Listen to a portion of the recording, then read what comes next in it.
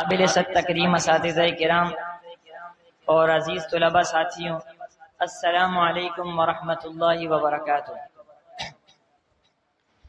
زندہ قومیں، بیدار اور سنجیدہ معاشرے اپنے محسنین کو ہمیشہ اچھے الفاظ اور عمدہ تصورات کے ساتھ یاد رکھتے ہیں۔ ان کے محسنین جب اس دنیا سے رحلت فرما کر ان کی آنکھوں سے اوجھل ہو جاتے ہیں، وہ تب بھی ان کو اپنے دلوں اور احساسات اور نظریے و سوچ میں زندہ رکھتے ہیں۔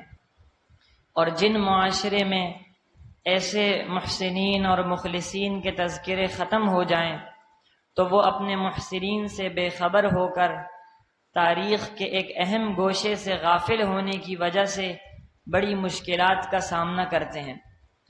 استاد محترم حضرت مولانا مفتی قاسم العباسی صاحب رحمہ اللہ ہمارے عظیم محسن ہیں، جنہوں نے دن رات ایک کر کے اس ادارے کی ترقی کے لیے نہایت محنت کی، اور چھوٹی سی نازک کلی کی مانند شروع ہونے والا یہ ادارہ آج ایک مضبوط تناور درخت کی صورت اختیار کر چکا ہے۔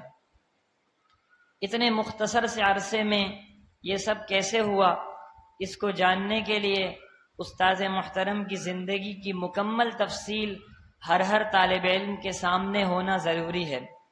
اسی مقصد کے لیے آج کی یہ یادگار تقریب منعقد کی جا رہی ہے، تاکہ ایک طالب علم استاد محترم رحمہ اللہ کی زندگی کے مختلف پہلوؤں سے آگاہ ہو کر اسے اپنے لیے مشعل راہ بنا سکے، اور ہم سب ایک نئے عزم کے ساتھ اس گلشن کی حفاظت اور ترقی کے لیے کمر بستہ ہو جائیں اور اپنے محسن کے احسان کے تقاضے کے مطابق ان کو دعاؤں میں خوب یاد رکھیں۔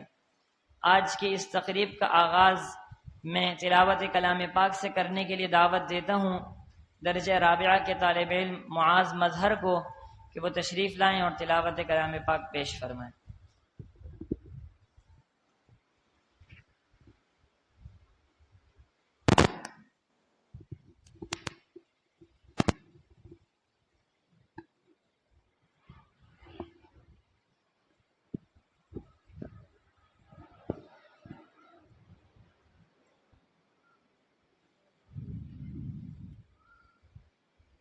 أعوذ بالله من الشيطان الرجيم.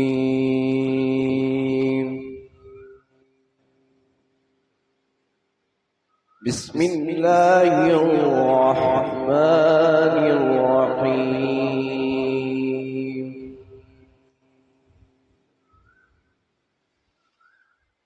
كل من عليها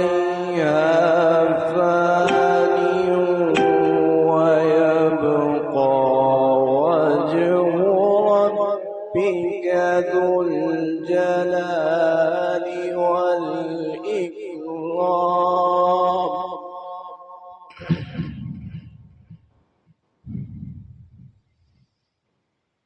فبأي آلاء ربكما تكذبان.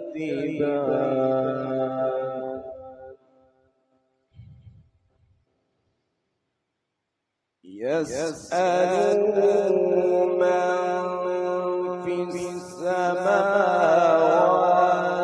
والأرض كل يوم هو في شأن. فبأي آلاء ربكما تكذبان.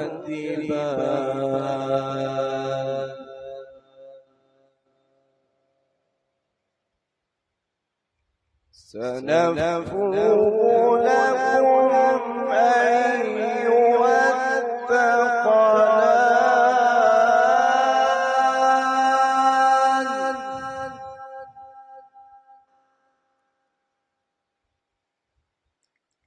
فبأي آلاء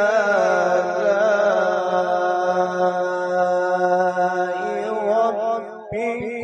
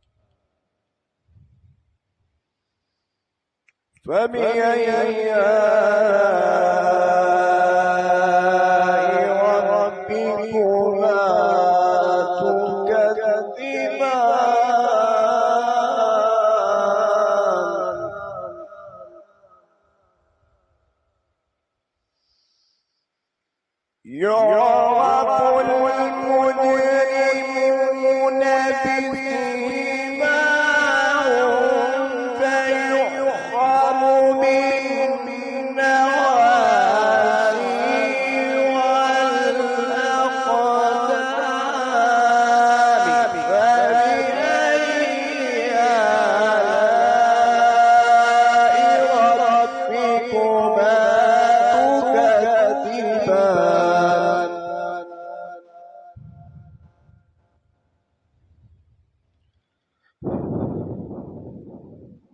هذه جهنم التي يكذب بها المجرمون يطوفون بينها وبين حميم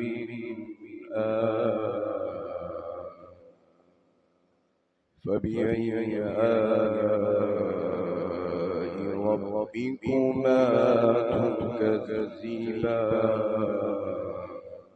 صدق الله العظيم.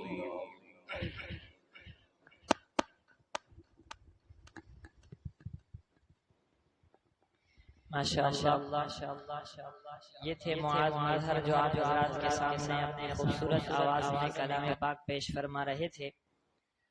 اب ملتمس ہوں اپنے ادارے کے استاد مولانا بشیر صاحب سے کہ وہ تشریف لائیں اور حمد و نعت پیش فرمائیں.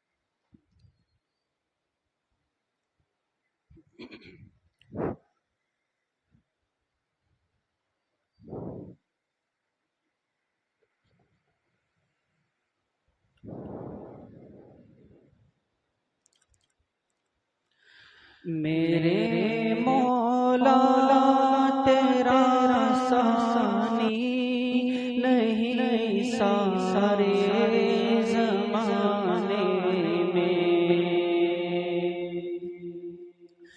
میرے مولا تیرا ثانی نہیں سارے زمانے میں، تو ہی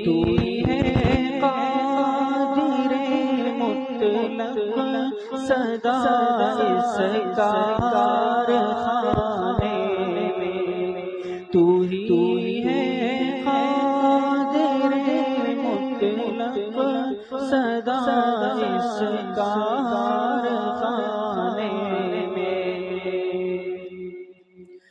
نہ تجھ کو اونگ آتی ہے نہ تجھ کو نیند آتی ہے،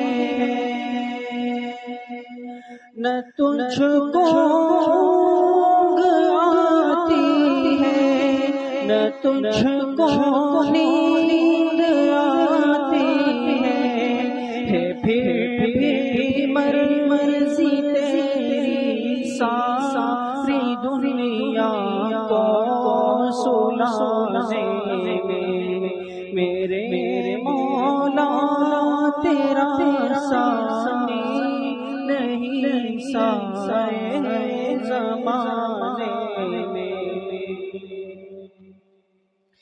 تیری ہم دو ثنا کرتے ہیں طائر اپنی بولی میں، تیری ہم دو ثنا کرتے ہیں طائر اپنی بولی میں، کہ تو ہی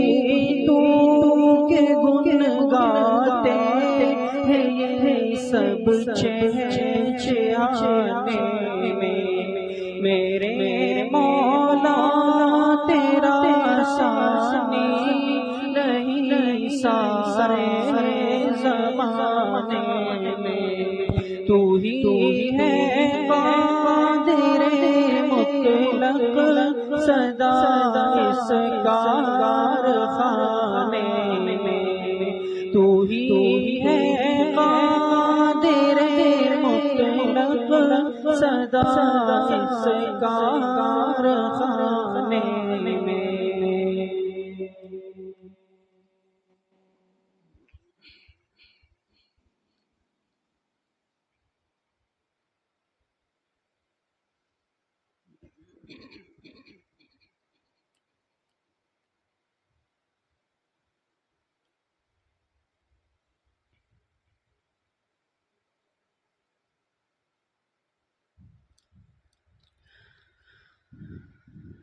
فاصلوں کو تکلف ہے ہم سے اگر،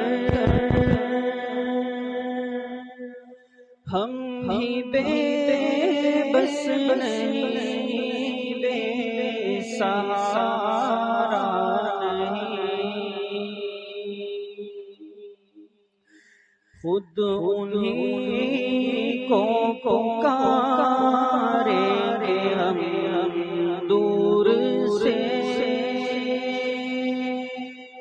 راستے میں اگر پاؤں تھک جائیں گے، خود انہیں کو پکاریں گے ہم دور سے، راستے میں اگر پاؤں تھک جائیں گے، جیسے ہی سبز گنبد نظر آئے گا، بندگی کا قرینہ بدل جائے گا، سر جھکانے کی فرصت ملے گی کسے، خود ہی آنکھوں سے سجدے ٹپک جائیں گے، ہم مدینے میں تنہا نکل جائیں گے، اور گلیوں میں قصداً بھٹک جائیں گے، ہم وہاں جا کے واپس نہیں آئیں گے،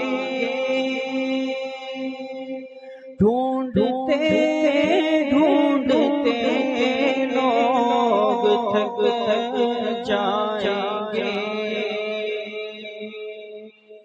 نام ان کا جہاں بھی لیا جائے گا، ذکر ان کا جہاں بھی کیا جائے گا، نور ہی نور سینوں میں بھر جائے گا، ساری محفل میں جلوے لپک جائیں گے،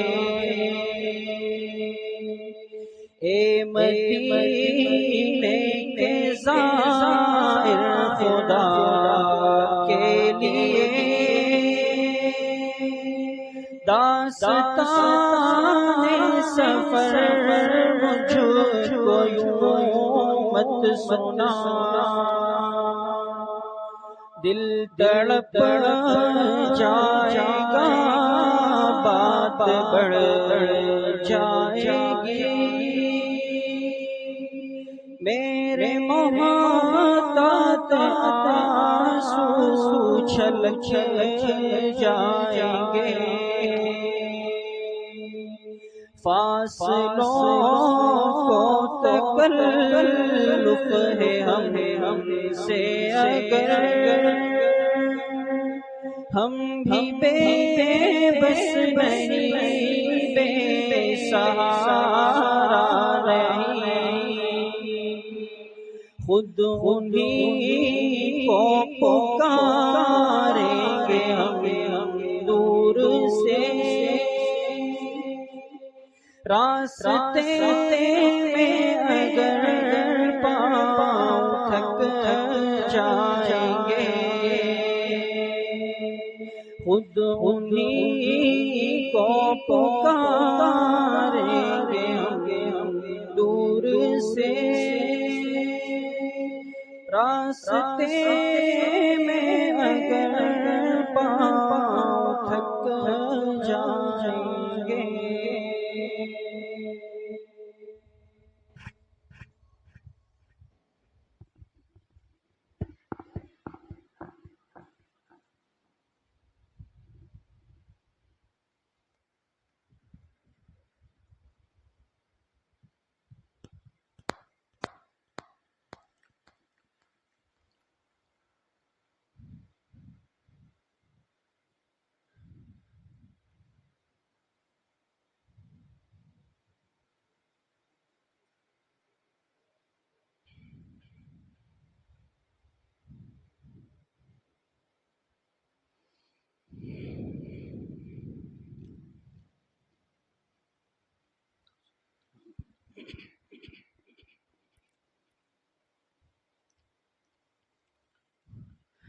وہ شہر محبت جہاں مصطفیٰ ہے، وہی گھر بنانے کو دل چاہتا ہے۔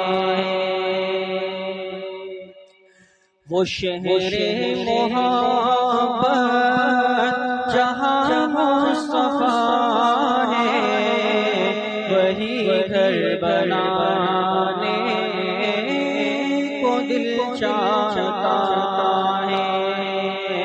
وہ سونے سے کم کر وہ چاندی سی مٹی نظر میں بسانے کو دل چاہتا ہے۔ جو پوچھا نبی نے کہ کچھ گھر بھی چھوڑا، تو صدیق اکبر کے ہونٹوں پہ آیا۔ جو پوچھا نبی نے کہ کچھ گھر بھی چھوڑا، تو صدیق اکبر پہ آیا۔ وہاں مال و دولت کی کیا ہے ضرورت، وہاں مال و دولت کی کیا ہے ضرورت، جہاں دل لٹانے کو دل چاہتا ہے۔ وہ شہر محبت جہاں مصطفیٰ ہے، وہی گھر بنانے کو دل چاہتا ہے۔ جہاد محبت کی آواز گونجی، کہاں حنظلہ نے یہ دلہن سے اپنی جہاد محبت کی آواز گونجی، کہاں حنظلہ نے یہ دلہن سے اپنی اجازت اگر ہو تو جام شہادت، اجازت اگر ہو تو جام شہادت لبوں سے لگانے کو دل چاہتا ہے، وہ شہر محبت جہاں مصطفیٰ ہے، وہی گھر بنانے کو دل چاہتا ہے۔ ستاروں سے یہ چاند کہتا ہے ہر دم دم، تمہیں کیا پتا ہے وہ ٹکڑوں کا عالم۔ ستاروں سے یہ چاند کہتا ہے ہر دم دم، تمہیں کیا پتا ہے وہ ٹکڑوں کا عالم۔ اشارے میں آقا کہ اتنا مزہ تھا، اشارے میں آقا کہ اتنا مزہ تھا کہ پھر ٹوٹ جانے کو دل چاہتا ہے، وہ شہر محبت جہاں مصطفیٰ ہے، وہی گھر بنانے کو دل چاہتا ہے۔ وہ سونے سے گن گن کر وہ چاندی سی مٹی، وہ سونے سے گن گن کر وہ چاندی سی مٹی، نظر میں بسانے کو دل چاہتا ہے۔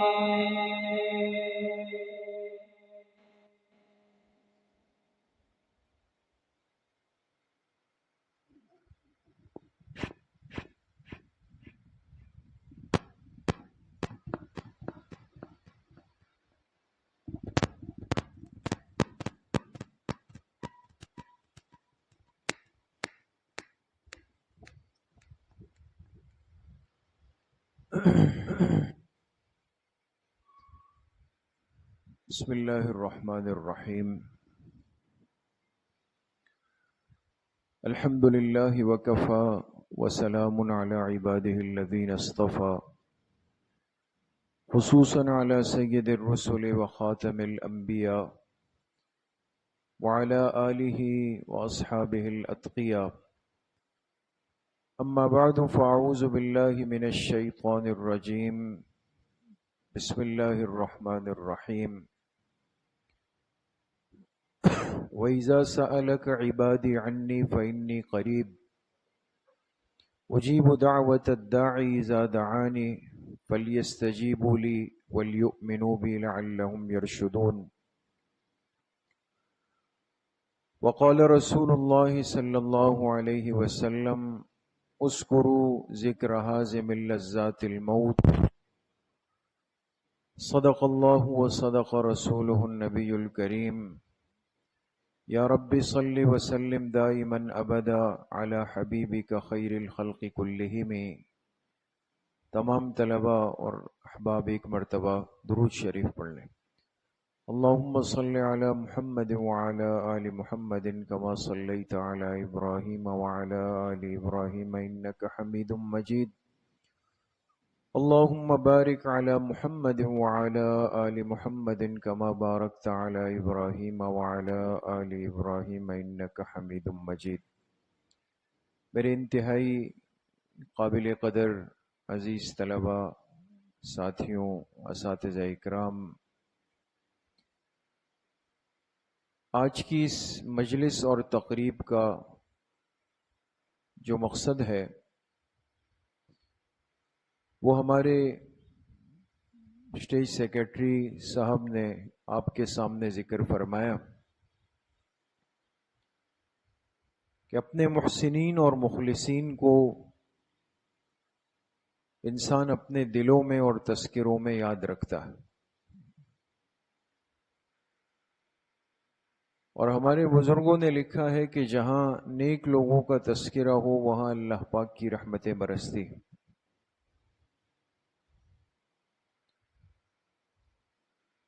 ہم سب کے محسن اور مخلص مربی، اس ادارے کے اور تمام سلسلوں کے بانی مبانی حضرت اقدس حضرت مفتی محمد قاسم العباسی صاحب رحمۃ اللہ علیہ، آج جن کو تقریباً دنیا سے گئے ہوئے سال پورا ہونے لگا، اور گزشتہ سال کے یہی وہ ایام تھے کہ جو انتہائی سخت اور کرب اور غم کے ماحول میں گزر رہے تھے، لیکن اللہ پاک کے فیصلے انسان کی تدبیر پر، انسان کی فکر پر غالب ہیں، اور ایک مومن کے لیے سبق بھی یہ ہے کہ وہ اللہ کے فیصلوں پر راضی بھی رہے اور اسی میں اپنے لیے خیر بھی سمجھے۔ لیکن زندہ دل قومیں وہ ہوتی ہے اور سمجھدار لوگ وہ ہوتے ہیں جو ایسے لوگوں کی زندگی سے اپنے لیے سبق سیکھتے ہیں۔ 44 سالہ زندگی انسانی سوچ کے اعتبار سے کوئی لمبی چوڑی زندگی نہیں، بہت مختصر، اس لیے کہ انسان کے شعور کا آغاز شرعی طور پر دنیا کے ماحول میں آپ سمجھے تقریباً 15 سال کے بعد ہوتا ہے۔ اس کے تعلیمی سلسلے کی اور سیکھنے کے مرحلے کی ترتیب جب مکمل ہوتی ہے تو وہ اپنی زندگی کے ابتدائی 20 سے 25 سال گزار چکا ہوتا۔ اس لیے آپ سمجھے کہ آج ہمارا ایک طالب علم جب اپنی پڑھائی کا، تعلیم کا آغاز کرتا ہے تو تکمیل تک جب پہنچتا ہے تو تقریباً اس کی عمر 22 سال، 23 سال، 24 سال یا 25 سال ہوتی۔ تو 25 سال کے بعد اگر ایک عملی میدان میں انسان قدم رکھے، کام شروع کرے، تو آپ بتائیں کہ 25 اور 44 سال اس بیچ میں کتنے سال؟ 19 سال۔ 19 سالہ زندگی میں ایک شخص اتنا بڑا کام کر جائے کہ ہمارے سرپرست حضرت اقدس حضرت مولانا الطاف الرحمن العباسی صاحب دامت برکاتہم جب تشریف لائے، جب حضرت مفتی صاحب رحمۃ اللہ علیہ کا انتقال ہوا، تو فرمانے لگے کہ مفتی صاحب اپنی عمر میں وہ کام کر گئے جس کے کرنے میں 100 سال لگتے۔ 100 سال جس کے لیے درکار ہے وہ اپنی مختصر عمر میں کر گئے۔ پھر فرمانے لگے کہ بعض لوگ دنیا سے جانے کے بعد حقیقتاً مر جاتے ہیں، لیکن بعض لوگ ایسے ہوتے ہیں کہ وہ دنیا سے جانے کے بعد بھی زندہ رہتے ہیں، اور ان کی زندگی ان کے کام سے، ان کے مشن سے، ان کی محنت سے دن بدن نظر آتی۔ ہمارے حضرت مفتی صاحب رحمۃ اللہ علیہ کو اللہ نے یہ خصوصیت بھی دی، قبولیت بھی دی کہ کم وقت کے اندر اتنا بڑا اور معیاری کام کر کے گئے کہ انسان کی عقل حیران ہو جاتی۔ اس لیے بحیثیت ایک طالب علم کے اور ان کے رفقا کے ہم سب پہ ایک حق بنتا ہے، ہم پر ایک حق بنتا ہے کہ ہم حضرت کو یاد رکھیں، ان کی پوری زندگی پر نظر ڈالنا وہ اس مختصر وقت میں اس کا احاطہ نہیں ہو سکتا دوستو، لیکن ہم نے کوشش کی اور ہم اس بات پر اپنے آپ کو ایک مجبور سمجھ رہے تھے کہ بہت ضروری ہے کہ آج ان کی کچھ محنت کا تذکرہ ہو، ان کی قربانیوں کا تذکرہ ہو، اور اس تذکرے کا مقصد کوئی رسم نہیں، کوئی سالانہ تقریب کا اہتمام نہیں، بلکہ ان کے لگائے ہوئے اس باغ اور گلشن اور ان کی اس محنت کو آگے بڑھانے میں اور ان کی منزل مقصود تک پہنچانے میں اپنے ہمت اور حوصلے کو ہم اور بڑھا سکیں۔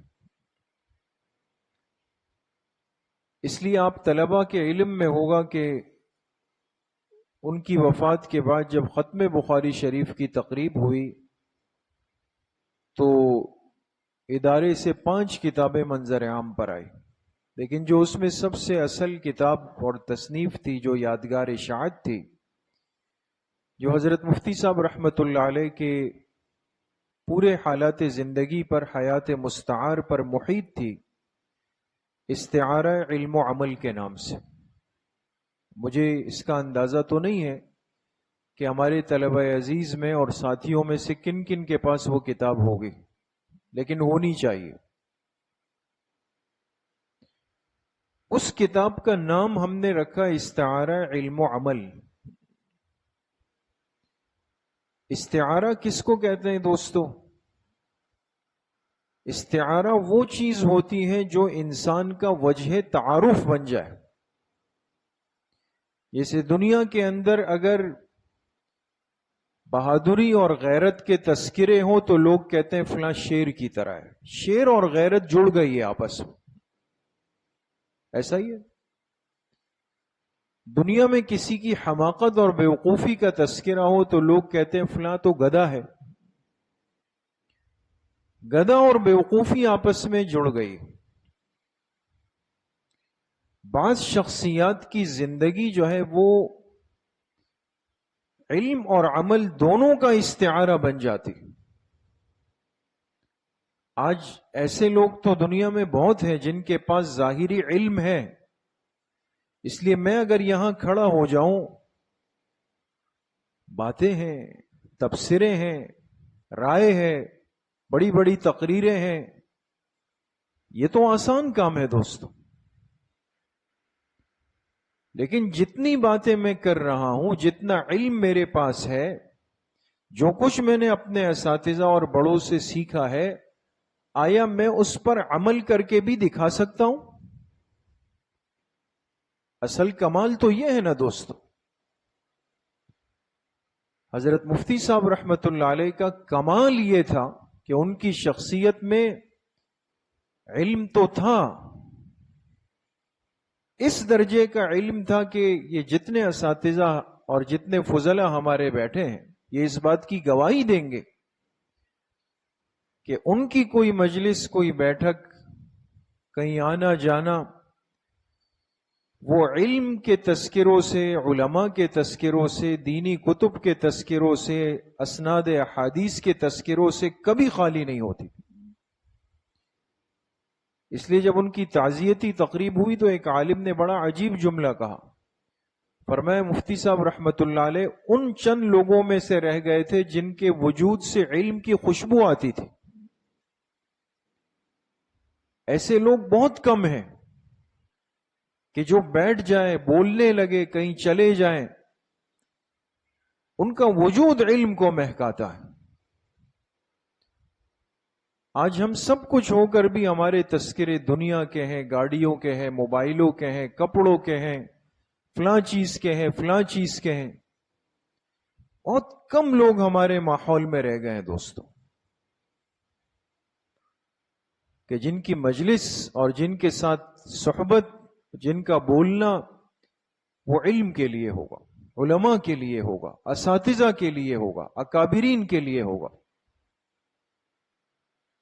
علم اس درجے کا تھا، لیکن میرا علم نہیں تھا، اس پر عمل کر کے دکھایا، اپنے عمل سے متحرک اور بیدار زندگی گزار کے گئے۔ جس کام کو سوچا اور استخارہ کیا اور سمجھ میں آ گیا تو اس کو کر گزرے،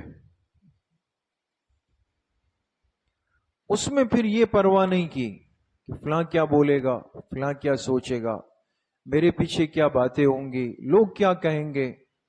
پتہ نہیں کیا ہو جائے گا. جس چیز کو حق اور ضروری سمجھا اس کو کر گزرے، کر لیا. اس لیے آپ دیکھیں نا، ظاہری طور پر یہ مسجد چھوٹی سی مسجد ہے، لیکن اس مسجد میں بیٹھ کر اگر یہاں سے علماء ہر سال فارغ ہو رہے، آج دور حدیث کی سب سے بڑی جماعت الحمدللہ اس سال ہے، یہ ان کی برکت نہیں ہے دوستو؟ اسی مسجد کے اندر بیٹھ کر اگر مفتیان اعظام فارغ ہو رہے ہیں، مفتی کورس کر رہے ہیں، حفظ و ناظرہ کی ایک معیاری تعلیم برائے نام نہیں،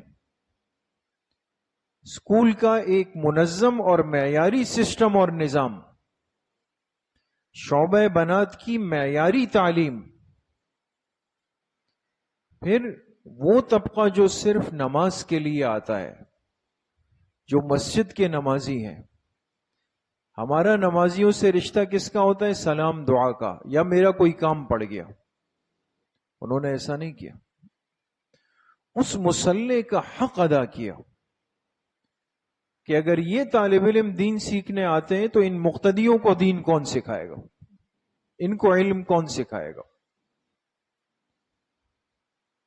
اس لیے اسی جگہ بیٹھ کر کے انہوں نے ان نمازیوں اور عام افراد کی تربیت اور اصلاح اور تعلیم کے لیے ایسی خوبصورت، آسان اور معیاری ترتیب شروع کی کہ آج الحمدللہ میں اپنے طلبہ سے اکثر ایک بات عرض کرتا ہوں کہ الحمدللہ، اور یہ ہم سب کے لیے ایک شکر اور فخر کی بات ہے کہ آج آپ کے شہر میں بہت سارے سلسلے، بہت سارے مدارس، بہت سارے ادارے وہ مفتی صاحب رحمت اللہ علیہ کی ہمت اور ان کی کوشش کو دیکھ کر قائم ہوئے. دوست، لوگوں نے ان کو دیکھ کر حوصلہ پکڑا کہ جب اس مسجد میں یہ سارے کام ہو سکتے ہیں تو ایک عالم یہ کام کر سکتا ہے. بہت سارے امور خیر کے اندر آپ بانی ہیں، آپ سبب بنے ہیں ان خیر کے سلسلوں کے. اس لیے ہمارے حضرت شیخ و مرشد حضرت مولانا سید محمد شاہ صاحب نقشبندی مسکین پوری دامت برکاتہم نے کیا فرمایا جب یہاں تشریف لائے؟ فرمائے مفتی صاحب دل میں ایسا بیٹھ چکے ہیں کہ اگر ہم اب بھلانا بھی چاہیں تو نہیں بھول سکتے، ایسا بیٹھ چکے ہیں اندر. اس لیے میرے عزیز طلبہ، ان کی زندگی ہم سب کے لیے ایک مشعل راہ ہے، ہمیں ہمت اور حوصلہ دینے کا ایک ذریعہ ہے. اپنے اکابر علماء دیوبند کے مسلک، ان کے منہج اور ان کے مزاج پر چلنے میں ان کی ذات غیرت کی ایک علامت اور نشان تھی. ان کا اصول یہ تھا کہ میں کسی کے معاملے میں غرض نہیں رکھتا، کوئی میرے اندر، میرے طلبہ اور میرے ادارے میں غرض نہ رکھے.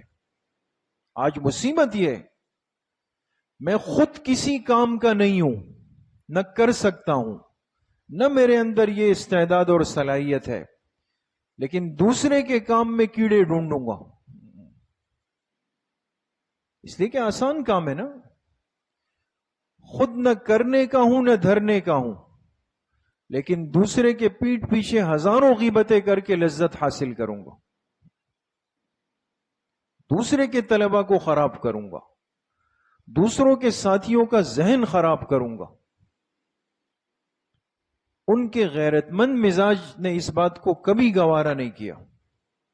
اس لیے بعض دفعہ یہ بات طلبہ کو، بڑوں کو، چھوٹوں کو عجیب لگتی تھی، لیکن وہ فرماتے تھے کہ طالب علم اگر میرا ہے تو وہ میرا بن کے رہے گا. دوسری جگہ دیکھ بھی لیتے تو برداشت نہیں کرتے. کیوں میرے طالب علم کا ذہن دوسرا خراب کرے؟ پڑھے یہاں، تعلیم یہاں حاصل کرے، تلمذ یہاں ہو، شاگردی یہاں ہو، یہ راتوں کی مجلسیں کہیں اور ہو رہی ہے. آج کی دنیا میں بگاڑنے والے ہزاروں ہیں، خیر خواہ ایک کوئی ملتا ہے.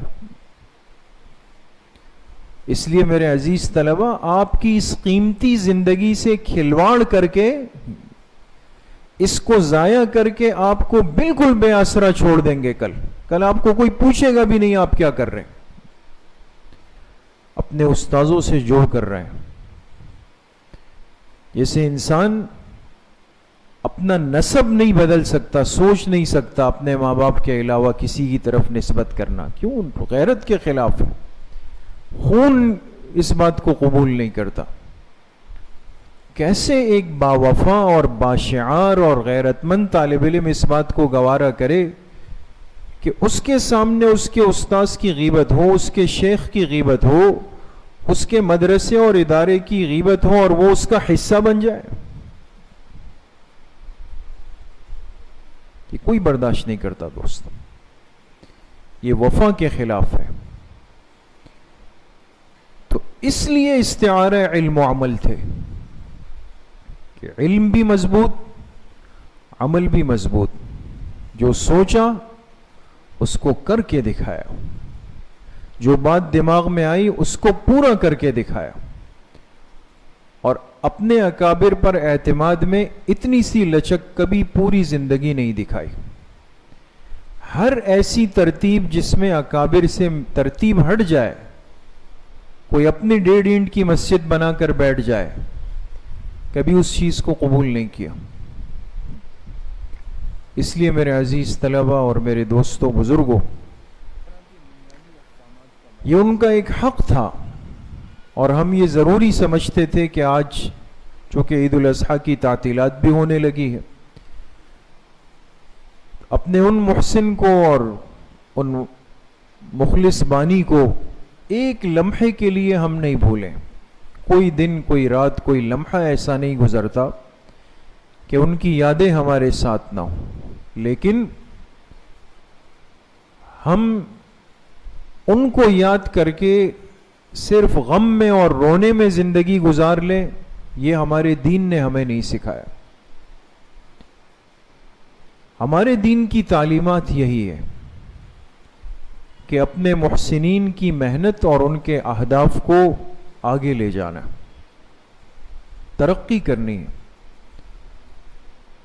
ہم نے الحمدللہ اس کی کوشش کی ہے کہ مفتی صاحب رحمۃ اللہ علیہ کا لگایا ہوا باغ، اس کا ایک پتا بھی نہ ٹوٹے، اس کا ایک پھول بھی نہ مرجھائے، آپ کے کسی خیر کے سلسلے اور شعبے پر آنچ نہ آئے. اور الحمدللہ ان کے باوفا اساتذہ نے، ساتھیوں نے، فضلاء نے، آپ طلبہ عزیز نے الحمدللہ اس کا خیال رکھا ہے. اور امید کرتا ہوں کہ انشاءاللہ آپ ساری زندگی حضرت مفتی صاحب رحمۃ اللہ علیہ کے مزاج کو، انداز کو سامنے رکھ کر اپنی طالب علمی گزاریں گے، کریں گے انشاءاللہ. ان کے منہج اور مسلک کو سامنے رکھ کر اپنی طالب علمی گزاریں گے، اور اپنے تذکروں میں، اپنے دلوں میں، اپنی یادوں میں انشاءاللہ ان کو ہم ہمیشہ زندہ رکھیں گے. ان کے ایصال ثواب کی نسبت سے آج کی یہ خصوصی مجلس ہے، اور یہ چند باتیں آپ حضرات کے گوش گزار کرنی تھی. اللہ پاک آپ سب کو اپنی شان کے مطابق جزائے خیر نصیب فرمائے. حضرت مفتی صاحب رحمۃ اللہ علیہ کو ان تمام محنتوں کا، سلسلوں کا خیر اللہ پاک نصیب فرمائے. ہمارے جن ساتھیوں نے آج کی اس مجلس میں بڑی محنت کی، بڑی تیاری کی، رات گئے تک بیٹھ کر وہ فکر کرتے رہے، اللہ ان تمام ساتھیوں کو اپنی شان کے مطابق دنیا آخرت کی خوشیاں نصیب فرمائے. وآخر دعوانا ان الحمد للہ رب العالمین.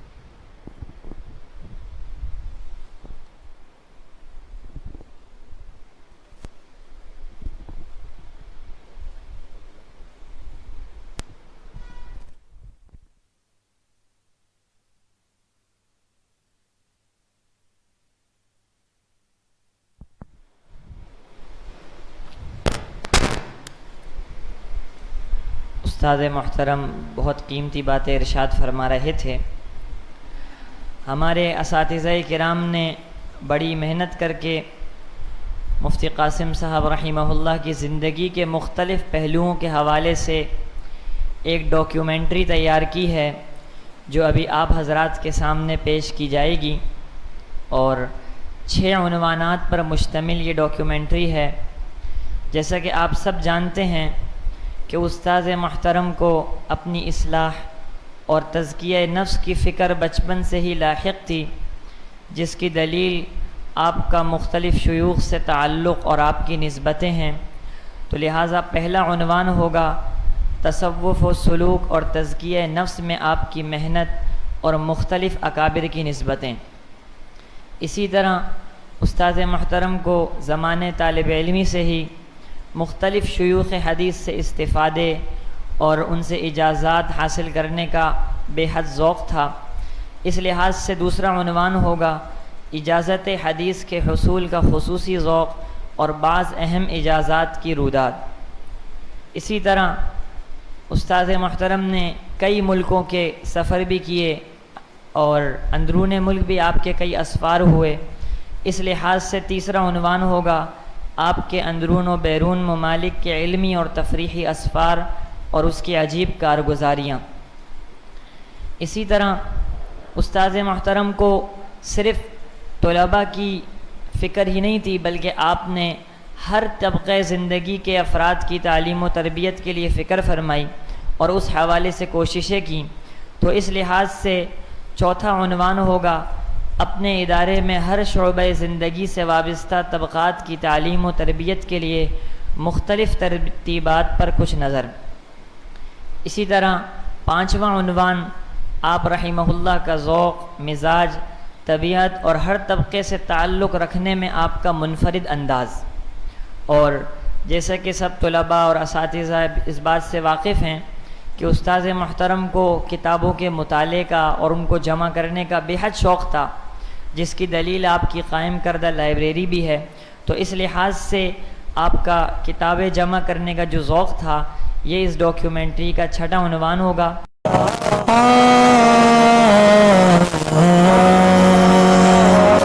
دنیا تیری رحلت پہ قاسم ہوئی بیتاب، دنیا تیری رحلت پہ قاسم ہوئی بیتاب، اے خانہ عباسی کے ایک گوہر نایاب، دنیا تیری رحلت پہ قاسم ہوئی بیتاب، اے خانہ عباسی کے ایک گوہر نایاب، دنیا تیری رحلت پہ قاسم ہوئی بیتاب، تدبیر سے ماحول کو دی آپ نے تحریر، جو دور تھے وہ ہو گئے قرآن کے نزدیک، پیاسے تیرے دربار میں آ کر ہوئے سیراب، اے خانہ عباسی کے ایک گوہر نایاب، دنیا تیری رحلت پہ قاسم ہوئی بیتاب، دنیا تیری رحلت پہ قاسم ہوئی بیتاب، دنیا تیری رحلت پہ قاسم ہوئی بیتاب، کوثر سے ہے سخت تیرا عزم مصمم، ہے جگ میں تیرا ملکہ تدبیر مسلم، کشتی سے گریزاں ہے تیری لطمہ گردب، اے خانہ عباسی کے ایک گوہر نایاب، دنیا تیری رحلت پہ قاسم ہوئی بیتاب، اے خانہ عباسی کے ایک گوہر نایاب، دنیا تیری رحلت پہ قاسم ہوئی بیتاب، کنکر سے بھی کمتر تھا مگر اب ہو نگینا، اس صنعت و حرفت پہ لگا تیرا پسینہ، اب میں تجھے زرگر کہوں یا کہہ دوں زرینا، اے خانہ عباسی کے ایک گوہر نایاب، دنیا تیری رحلت پہ قاسم ہوئی بیتاب، اے خانہ عباسی کے ایک گوہر نایاب، دنیا تیری رحلت پہ قاسم قاسم ہوئی بیتاب.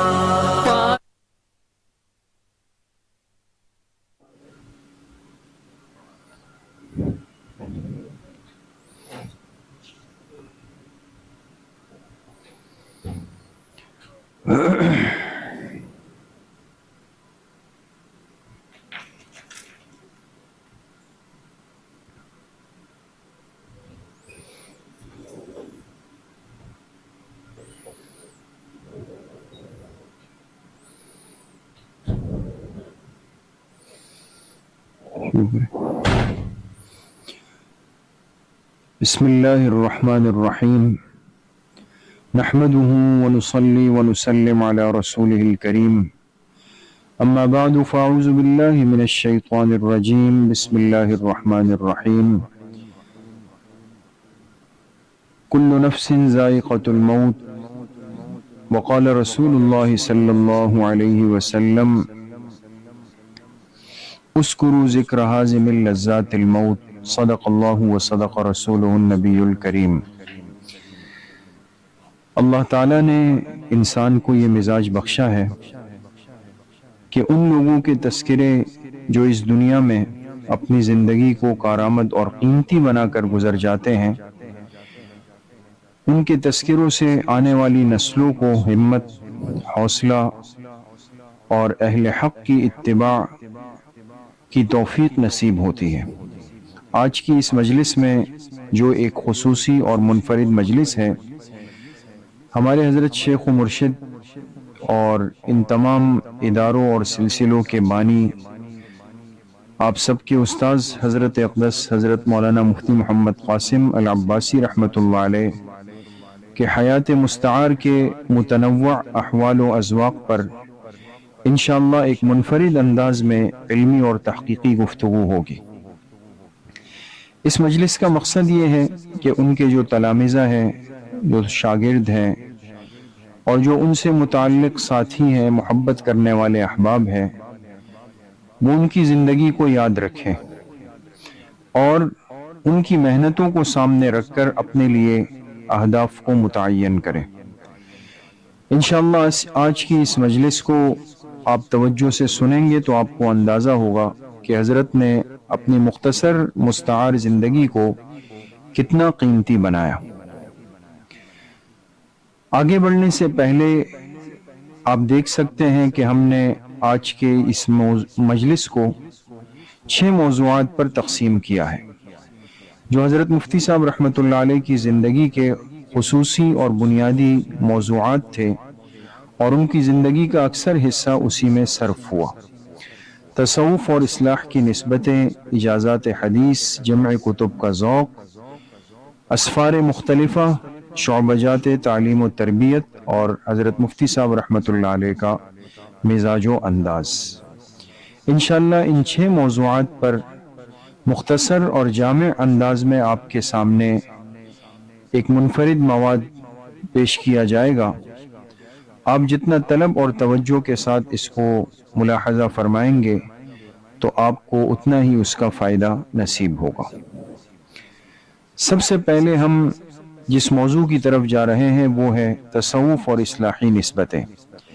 سلاسل تصوف سے حضرت کا تعلق اور جو اصلاحی نسبتیں ان کو حاصل رہی، اس کی کیا کیفیت تھی. اس موضوع کو ہم 6 باتوں پر تقسیم کر کے چلیں گے. تصوف کیا ہے، قرآن و حدیث میں تزکیہ نفس کا بیان، حضرت مفتی صاحب رحمۃ اللہ علیہ کی تزکیہ اور اصلاح نفس پر خاص توجہ، زمانہ طالب علمی سے وفات تک اس پہلو پر نظر، کئی اکابر کی نسبتوں کے امین اور اپنے طلبہ اور ماحول میں اس اعتبار سے خصوصی محنتیں. تصوف کی حقیقت کیا ہے؟ قرآن مجید میں تصوف کے لیے تزکیہ اور حدیث میں احسان کے الفاظ استعمال ہوئے ہیں. بہرکیف آپ اسے تصوف کا نام دیں یا علم الاخلاق کا، تزکیہ نفس کے نام سے یاد کر لیں یا سلوک و احسان سے، ان سب کا حاصل و مقصود یہ ہے کہ انسان ظاہری اور باطنی ہر طرح کی برائیوں اور گناہوں سے پاک ہو جائے اور اللہ کی رضا حاصل کر لے. قرآن اور حدیث میں تزکیہ نفس کا بیان آیا ہے یا نہیں ہے؟ آج بہت سارے طبقات چونکہ ان باتوں کے منکر ہوتے ہیں، اس لیے ہم مختصراً آپ کے سامنے اس کو عرض کرتے ہیں۔ اللہ تعالیٰ بھی اپنے بندوں سے یہی چاہتے ہیں کہ اس کی ظاہری اور باطنی ہر طرح سے اصلاح ہو جائے، اس کا نفس دل ہر طرح کی برائیوں سے محفوظ رہے۔ چنانچہ قرآن پاک میں ہے وَذَرُوا ظَاهِرَ الْإِثْمِ وَبَاطِنَهُ، ظاہر اور باطن دونوں طرح کے گناہوں کو چھوڑ دو۔ تفسیر خازن کے مصنف اس آیت کی تفسیر و تشریح میں لکھتے ہیں المراد بظاہر الاثم افعال الجوارح وباطنه افعال القلوب، اور ان ظاہری اور باطنی تمام گناہوں کو چھوڑنا ہی تصوف اور تزکیہ نفس کا مقصد ہے۔ حدیث مبارکہ میں اگر ہم تصوف کو تلاش کریں تو ایک دو نہیں بلکہ کئی ساری احادیث آپ کو تزکیہ نفس اور احسان و سلوک کے بات ہے، اور اسی کو علم الاحسان کہا جاتا ہے۔ اب ہم آگے بڑھتے ہیں کہ حضرت مفتی صاحب رحمۃ اللہ علیہ کی تزکیہ اور اصلاح نفس پر ایک خاص توجہ تھی۔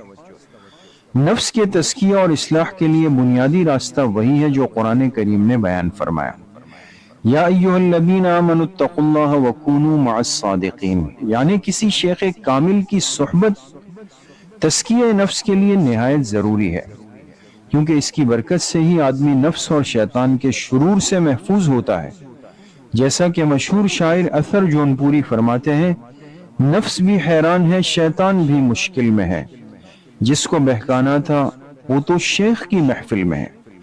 استاد محترم حضرت مفتی محمد قاسم العباسی رحمۃ اللہ علیہ میں اللہ نے اپنے نفس کے اصلاح کا ذوق بچپن ہی سے ودیعت رکھا، اسی وجہ سے اپنے حفظ و ناظرہ کے دور سے ہی جب بھی کسی بزرگ کی آمد کی خبر ملتی تو اپنے والد صاحب رحمۃ اللہ علیہ سے ضد کرتے کہ ہمیں ان کی زیارت کے لیے لے جائیں، اور جب آپ درس نظامی میں آئے تو پھر تو اس حوالے سے حد درجہ فکر مند ہو گئے۔ درجہ اولا کے سال سے ہی فقیہ العصر امام المجاہدین حضرت مفتی رشید احمد صاحب رحمۃ اللہ علیہ کی مجالس میں جانا اور ان سے اصلاحی خط و کتابت شروع کی۔ جنوری سن 2002 میں حضرت مفتی رشید احمد لدھیانوی صاحب کے دست اقدس پر سلاسل اربعہ میں بیعت کی۔ حضرت کی وفات تک پابندی کے ساتھ ہر جمعے کے دن بعد نماز عصر ہونے والی مجالس میں شرکت کرتے رہے۔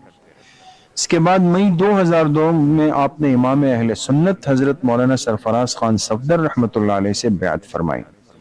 حضرت کے بتائے ہوئے معمولات کی پابندی اور آپ کی کتابوں کا مطالعہ کرتے رہے۔ پھر تیسری مستقل بیعت فروری سن 2011 میں محبوب العلماء والصلحاء حضرت پیر ذوالفقار احمد نقشبندی صاحب دامت برکاتہم سے فرمائی، اور اپنی وفات تک اسی بیعت پر قائم رہے، اور حضرت سے آپ کے تصوف کے اسباق کا سلسلہ جاری رہا۔ آپ دیکھ سکتے ہیں کہ یہ حضرت کی طالب علمی کے آغاز کا مرکز جامعہ مسجد غفوریہ ہے، جہاں حضرت مفتی صاحب نے حفظ مکمل کیا استاذ العلماء حضرت قاری جلیل الرحمن العباسی حفظہ اللہ تعالی سے۔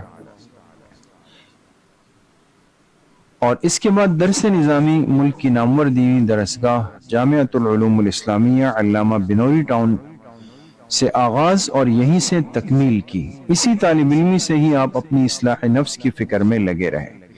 یہ وہ پہلا اصلاح و ارشاد کا آپ کا مرکز ہے، دارالفتاء والارشاد ناظم آباد، جو حضرت مفتی رشید احمد صاحب رحمۃ اللہ علیہ کی خانقاہ بھی تھی، مسجد بھی تھی، مدرسہ بھی تھا۔ یہ مسجد کا ہی ایک منظر ہے دارالفتاء والارشاد کا، اور یہ پہلے شیخ حضرت مفتی رشید احمد صاحب رحمۃ اللہ علیہ کی مرقد ہے جو پاپوش قبرستان میں ہے، اور اس کے قریب احاطے میں کئی اکابر علماء دیوبند بھی مدفون ہیں۔ دوسری نسبت حضرت مولانا سرفراز خان صاحب رحمۃ اللہ علیہ، یہ ان کا مرکز گجراوالا میں جامعہ نصرت العلوم ہے۔ یہ حضرت مولانا سرفراز خان صاحب رحمۃ اللہ علیہ کی مرقد مبارک ہے۔ اور یہ تیسرا مرکز حضرت پیر ذوالفقار احمد نقشبندی صاحب کا معہد الفقیر ہے، اور یہ اس کی کا خاکہ ہے جو جھنگ کے اندر واقع ہے اور خوبصورتی کی ایک نادر مثال ہے۔ یہ اندر سے آپ نے مسجد کو دیکھا۔ اگلی بات، آپ کئی اکابر کی نسبتوں کے امین تھے۔ آپ نے باقاعدہ بیعت تو 3 بزرگوں سے فرمائی، البتہ آپ کی فکر و اصلاح اور پاکیزہ طبیعت کو دیکھ کر کئی بزرگوں نے آپ کو اجازات سے نوازا، یوں آپ عالی نسبتوں کے امین بن گئے۔ چنانچہ फरवरी सन 2018 में हजरत मौलाना पीर अब्दुल शकूर नक्शबंदी साहब ने आपको चारों सिलसिलों में खिलाफत से नवाजा। 19 जनवरी सन 2019 को हजरत मौलाना सैयद मोहम्मद शाह नक्शबंदी कुरैशी मिस्किनपुरी साहब ने आपको इजाज़त अता फरमाई। अप्रैल सन 2019 में हजरत मौलाना हाफिज लियाकत अली शाह साहब ने बुखारा में हजरत बाबा समासी रहमतुल्लाह अलैह के मज़ार पर इजाज़त व खिलाफत से आपको सरफराज फरमाया।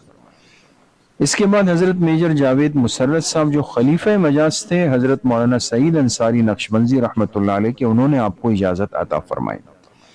5वें नंबर पे हजरत मौलाना सैयद चिरागुद्दीन शाह साहब दामद बरकातुहुम ने सलासिल अरबा में आपको इजाज़त व खिलाफत का ताज पहनाया। 6ठे नंबर पे हजरत मौलाना फजलुर रहमान अस्सुब्बूही रहमतुल्लाह अलैह ने भी इजाज़त मरहमत फरमाई। इसके अलावा ख़त्म ख्वाजगान मजलिस ज़िक्र की इजाज़त हजरत मौलाना क़ारी इनायतुर रहमान अब्बासी साहब, आपके काबिल फ़ख्र मामूजान हजरत मौलाना शम्सुर रहमान अल अब्बासी साहब, हजरत मौलाना ख्वाजा अब्दुल माजिद सिद्दीकी साहब और हजरत जावेद मुसर्रत साहब से भी हासिल रही। ये चकवाल में जामिया फारूकिया जो पीर अब्दुल शकूर नक्शबंदी साहब का मरकज़ है। ये खानका मिस्किनपुर शरीफ है जहाँ हजरत ख्वाजा फजल अली कुरैशी मिस्किनपुरी रहमतुल्लाह अलैह की कब्र मुबारक और खानका है। ये सादिकाबाद में खानका इदरीसिया है हजरत मौलाना इदरीस अंसारी रहमतुल्लाह अलैह का। ये रावलपिंडी में मौलाना सैयद चिरागुद्दीन शाह साहब का मरकज़ है जामिया निज़ामिया सिराजिया। और ये कराची में जामिया दरवेशिया हजरत मौलाना हाफिज लियाकत अली शाह साहब नक्शबंदी रहमतुल्लाह अलैह का मरकज़ है। और ये हजरत हाफिज लियाकत अली शाह साहब की आखिरी आरामगाह है। आपके सामने उन असनाद का एक नक्श है जो मुख्तलिफ अकाबिर ने हजरत मुफ्ती साहब रहमतुल्लाह अलैह को अता फरमाई। जैसे आपके सामने इस वक्त हजरत मौलाना मोहम्मद शाह साहब के सिलसिले की सनद इजाज़त व खिलाफत ये आपके सामने आ रही है। ये हजरत मौलाना सैयद फजलुर रहमान सुब्बूही साहब की, लियाकत अली शाह साहब की, और ये मुख्तलिफ अकाबिर की इजाज़त व खिलाफत का जो नक्श है वो आपके सामने पेश किया गया। अपने तलबा और माहौल में इस एतबार से खुसूसी मेहनतें की। अमली ज़िंदगी में कदम रखने के साथ ही आप रहमतुल्लाह अलैह ने अपने तलबा और आवाम की इस्लाह के लिए खूब मेहनतें शुरू फरमाई। 3 तरीक़ों से इफ़ादे की तरतीब बनाई। नंबर 1, जब भी किसी बुजुर्ग और साहिब निस्बत हजरात की कराची आमद की खबर मिलती उनको अपने इदारे में लाने की हर किस्म की जद्दोजहद फरमाते, बल्कि बाज़ मरतबा तलबा और रुफ़क़ा को उन हजरात की ज़ियारत से मुस्तफ़ीद करने के लिए सफ़र भी फरमाते और बुजुर्गों को दावत भी देते। नंबर 2, अपनी मस्जिद में माहाना और हफ्तावार बुनियाद पर मजालिस ज़िक्र और मुराक़बा का इनेक़ाद फरमाते और उसमें कीमती नसीहतें फरमाते। नंबर 3, सालिकीन और तलबा के लिए इनफरादी मुलाकात और मशवरे की इजाज़त इनायत फरमाते और उनकी इस्लाह के लिए बहुत तवज्जो और उनको दुआओं से नवाजते। ये आपका मरकज़ जामिया मस्जिद शहजादा में खानकाह नक्शबंदिया मुजद्दिदिया अब्बासिया जो आपकी सरपरस्ती में कायम हुआ और इससे लोगों ने खूब फैज़ हासिल किया। अब हम चलते हैं आज की मजलिस के दूसरे अहम मौजू इजाज़त हदीस, इजाज़त रिवायात हदीस जो हज़रत मुफ्ती साहब रहमतुल्लाह अलैह का खुसूसी ज़ौक़ था। इस मौजू को हम 7 हिस्सों में तकसीम करते हैं। नंबर 1, सनद हदीस की अहमियत और ज़रूरत, खैरुल कुरून और अकाबिर का एहतिमाम और ज़ौक़ उलूव असनाद, मुफ्ती साहब रहमतुल्लाह अलैह का वालिहाना जज्बा, आपकी हासिल करदा असनाद हदीस की रुदाद व तादाद, हुसूल सनद के लिए खूब तगोदू कुछ आली असनाद का तस्करा और तलबा में इस ज़ौक़ का परवान चढ़ाना। पहली बात, सनद हदीस की अहमियत व ज़रूरत। इस्लामी उलूम में हदीस का मकाम बहुत बुलंद है। अहादीस की सेहत और उसके मुस्तनद होने की बुनियाद पर ही इस्लामी शरीयत की तालीमात को सही तौर पर समझा और उन पर अमल किया जा सकता है। इस सिलसिले में सनद की अहमियत और ज़रूरत को क़तअन नज़रअंदाज नहीं किया जा सकता। सनद हदीस के ज़रिए उम्मत मुस्लिमा ने जनाब नबी करीम सल्लल्लाहु अलैहि वसल्लम की तालीमात को महफूज किया। हर हदीस की सनद इस बात की ज़मानत है कि यह हदीस सही और काबिल एतमाद ज़राए से हम तक पहुँची है, और ये वास्ते जितने ज़्यादा कम से कम हो इनमें गलती और तहरीफ का इम्कान उतना ही कम होता चला जाएगा। اور اسے ہی کہتے ہیں علو سند حدیث۔ ہم سنتے ہیں فلاں بزرگ کی سند عالی ہے، یعنی ان بزرگ سے لے کر جناب نبی کریم صلی اللہ علیہ وسلم تک حدیث کو نقل کرنے والوں کے واسطے بہت کم ہے۔ دوسری بات، خیر القرون اور اکابر کا اہتمام و ذوق علو اسناد۔ اسلامی تاریخ میں علماء اور محدثین نے علو سند حدیث کی تحقیق اور تصدیق کے لیے بے شمار محنتیں کی۔ چنانچہ اس امت کے بڑے امام احمد بن حنبل رحمۃ اللہ علیہ فرماتے ہیں، طلب الاسناد العالی سنت عمن سلفا۔ عالی سند کی طلب کرنا اسلاف کا طریقہ رہا ہے۔ حضرت سعید ابن مسیب رحمۃ اللہ علیہ کا ارشاد گرامی ہے، جسے حافظ ابن کثیر رحمۃ اللہ علیہ نے البدایہ والنہایہ میں اس طرح درج کیا کہ میں بسا اوقات محض ایک حدیث کی تلاش میں کئی دن اور کئی رات سفر کیا کرتا تھا۔ یہ آپ کے سامنے یہ مجموعے ہیں ان اسانید کے جو ہمارے مختلف اکابر نے جمع فرمائے۔ یہ شیخ عبد الغنی رحمۃ اللہ علیہ کا الیانع الجنی ہے، یہ حضرت شیخ الاسلام صاحب کی سبت العثمانی اوائل السنبولیہ ہے، اور یہ ہمارے حضرت مفتی صاحب رحمۃ اللہ علیہ پر لکھی ہوئی یادگار اشاعت استعارہ علم و عمل میں چونکہ ایک حصہ آپ کی اسانید کا ہے۔ یہ ہمارے مختلف اکابر کے سبت ہیں جس میں انہوں نے اپنی اسناد کو جمع فرمایا ہے۔ تیسری بات، مفتی صاحب رحمۃ اللہ علیہ کا بھی اس حوالے سے ایک والہانہ جذبہ تھا۔ اسلاف و اکابر کے جس علمی اور ذوقی مزاج کو ہم سنا کرتے تھے، وہ مزاج ہمارے حضرت مفتی قاسم صاحب رحمۃ اللہ علیہ میں موجود تھا۔ وہی علمی مزاج، وہی علمی اسفار، وہی علو اسناد حدیث کے لیے کوشاں رہنا، اس کے لیے سفر کرنا، اس کے لیے اکابر اور بزرگوں کی تلاش کرنا اور ان کے پاس جا کر زانوئے تلمذ اختیار کرنا، یہ سب وہ باتیں تھیں جو ہم سب نے اپنی آنکھوں سے بارہا دیکھی۔ چوتھی بات، آپ کی حاصل کردہ اسناد حدیث کی روداد و تعداد۔ آپ نے جس ذوق و شوق و ہمت اور حوصلے کے ساتھ صرف اجازات احادیث مبارکہ کے لیے جو کوششیں فرمائیں، ان کو بیان کرنا شاید ان مختصر سطروں میں ناممکن اور محال ہے۔ آپ نے کئی ایسے اکابر اور بزرگوں سے، چاہے ان کا تعلق عرب سے ہو یا عجم سے، خود ان کے پاس تشریف لے جا کر ان سے اجازت حدیث حاصل فرمائی، جن سے ملاقات اور جن کی اجازت حدیث کا ملنا بہت سارے لوگوں کے لیے باوجود کوشش کرنے کے ناممکن رہا اور ممنوع رہا۔ آپ رحمت اللہ علیہ کے لیے اللہ تعالیٰ نے وہ راہ بھی سہل و آسان فرمائی۔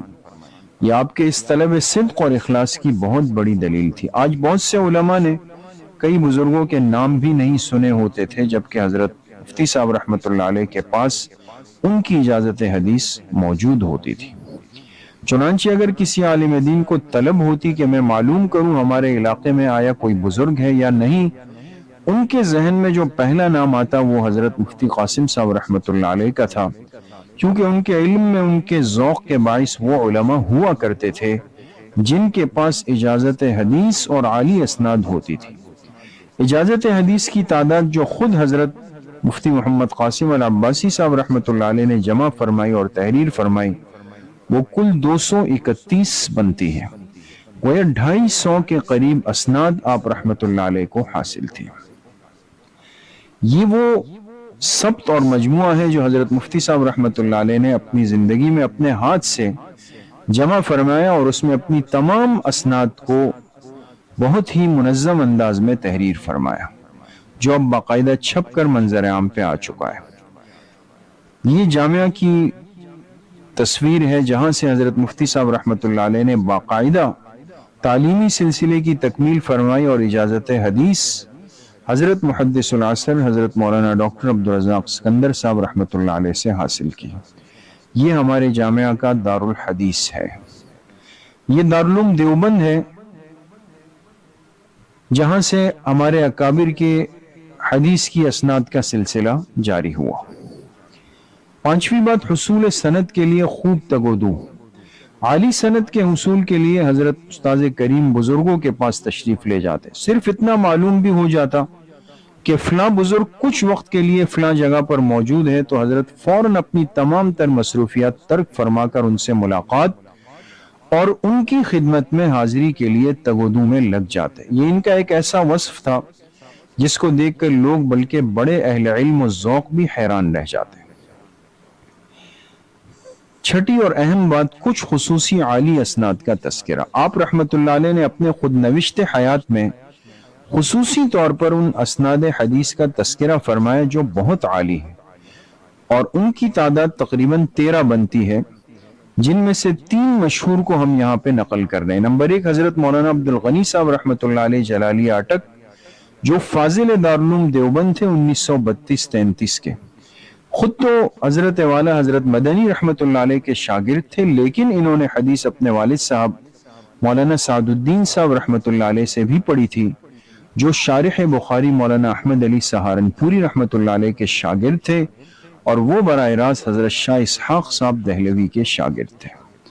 دوسری اہم عالی سند حضرت مولانا شریف اللہ صاحب مولویانوی رحمۃ اللہ علیہ، جو رحیم یار خان میں ہوتے تھے، حضرت کی سند بھی بہت عالی تھی، اور دور دور سے بلکہ بیرون ممالک سے علماء ان سے حدیث کی اجازت لینے آیا کرتے تھے۔ تیسرے نمبر پہ حضرت مولانا حکیم محمد فاروق واسفی صاحب دامت برکاتہم، جو ابھی حیات ہے، دہلی ہندوستان میں تلمیذ خاص ہیں حضرت مفتی اعظم ہند مفتی کفایت اللہ صاحب دہلوی رحمۃ اللہ علیہ کے، اور فاضل ہیں جامعہ امینیہ دہلی کے۔ اب کچھ ان اسناد کا عکس جو حضرت کے پاس تحریری شکل میں موجود تھی، یہ آپ کے سامنے میوات کے ہندوستان کے ایک عالم جو کہ حضرت مفتی کفایت اللہ صاحب کے شاگرد تھے، اور کچھ عرصہ پہلے ہی ان کا انتقال ہوا۔ یہ حضرت مولانا شریف اللہ صاحب کی سند حدیث ہے، یہ حضرت مولانا سرفراز خان صاحب کی رحمت اللہ علیہ کی، یہ حضرت مولانا عبد الغنی صاحب جلالیہ اٹک والوں کی۔ طلبہ میں بھی حضرت مفتی صاحب رحمت اللہ علیہ نے اس ذوق کو خوب پروان چڑھایا۔ حضرت مفتی محمد قاسم العباسی صاحب رحمت اللہ علیہ کے امتیازات کمالیہ میں سے ایک امتیازی وصف یہ بھی تھا کہ آپ رحمت اللہ علیہ نے اپنے طلبہ میں اسی طرح کے علمی و عملی ذوق کو پروان چڑھایا، اور اس کے لیے خوب کوششیں بھی فرماتے تھے۔ جتنے اکابر اور بزرگوں سے آپ ملاقات فرماتے، اجازت حدیث حاصل فرماتے، انہیں اپنے جامعہ عربیہ عباسیہ جامع مسجد شہزادہ میں آنے کی دعوت بھی دیتے۔ جب حضرات بزرگوار جامعہ میں تشریف لاتے تو آپ خود جا کر طلبہ کی طرف سے ان سے اجازت حدیث کی درخواست فرماتے۔ آپ خاص طور پر اپنے حدیث کے طلبہ کے سامنے اپنی اسناد عالیہ کا تذکرہ فرماتے تاکہ ان کے دلوں میں بھی جذبہ اور علمی ذوق پیدا ہو جائے۔ اب ہم چلتے ہیں اس مجلس کے تیسرے اہم ترین موضوع، جمع کتب کا ذوق، کتابوں کے جمع کرنے کا ذوق، اور ہر فن کی کتابوں کا ایک معیاری ذخیرہ۔ اس موضوع کو ہم 7 حصوں میں تقسیم کرتے ہیں۔ پہلی بات، کتاب اہل علم کا زیور ہے۔ بعض حضرات میں جمع کتب کا شوق ہر زمانے میں۔ مفتی صاحب رحمت اللہ علیہ کا بچپن سے کتابوں سے والہانہ تعلق، اپنے وسائل سے دور طالب علمی سے کتب کی خریداری، اپنی کتب کی حفاظت اور خوبصورتی کے لیے فکر مند، طلبہ میں اس مزاج کی منتقلی کی کوششیں، ایک خوبصورت لائبریری۔ پہلی بات، کتاب اہل علم کا زیور۔ یہ کوئی ڈھکی چھپی بات نہیں کہ کتاب اہل علم کا زیور ہے۔ زیور سے مراد وہ چیز ہوتی ہے جسے انسان زینت کے لیے استعمال کرے۔ پھر زینت کی 2 قسمیں ہیں، ایک وہ زیور جو ہمیشہ انسان اپنے ساتھ رکھے اور اس کے بغیر اسے عار محسوس ہو، جیسے لباس کو قرآن نے زینت کا باعث فرمایا۔ دوسری قسم کا زیور وہ ہے جسے کبھی کبھی انسان خود سے الگ بھی کر لیتا ہے اور اس میں کوئی عار محسوس نہیں کرتا، جیسے خواتین کے لیے سونا اور چاندی۔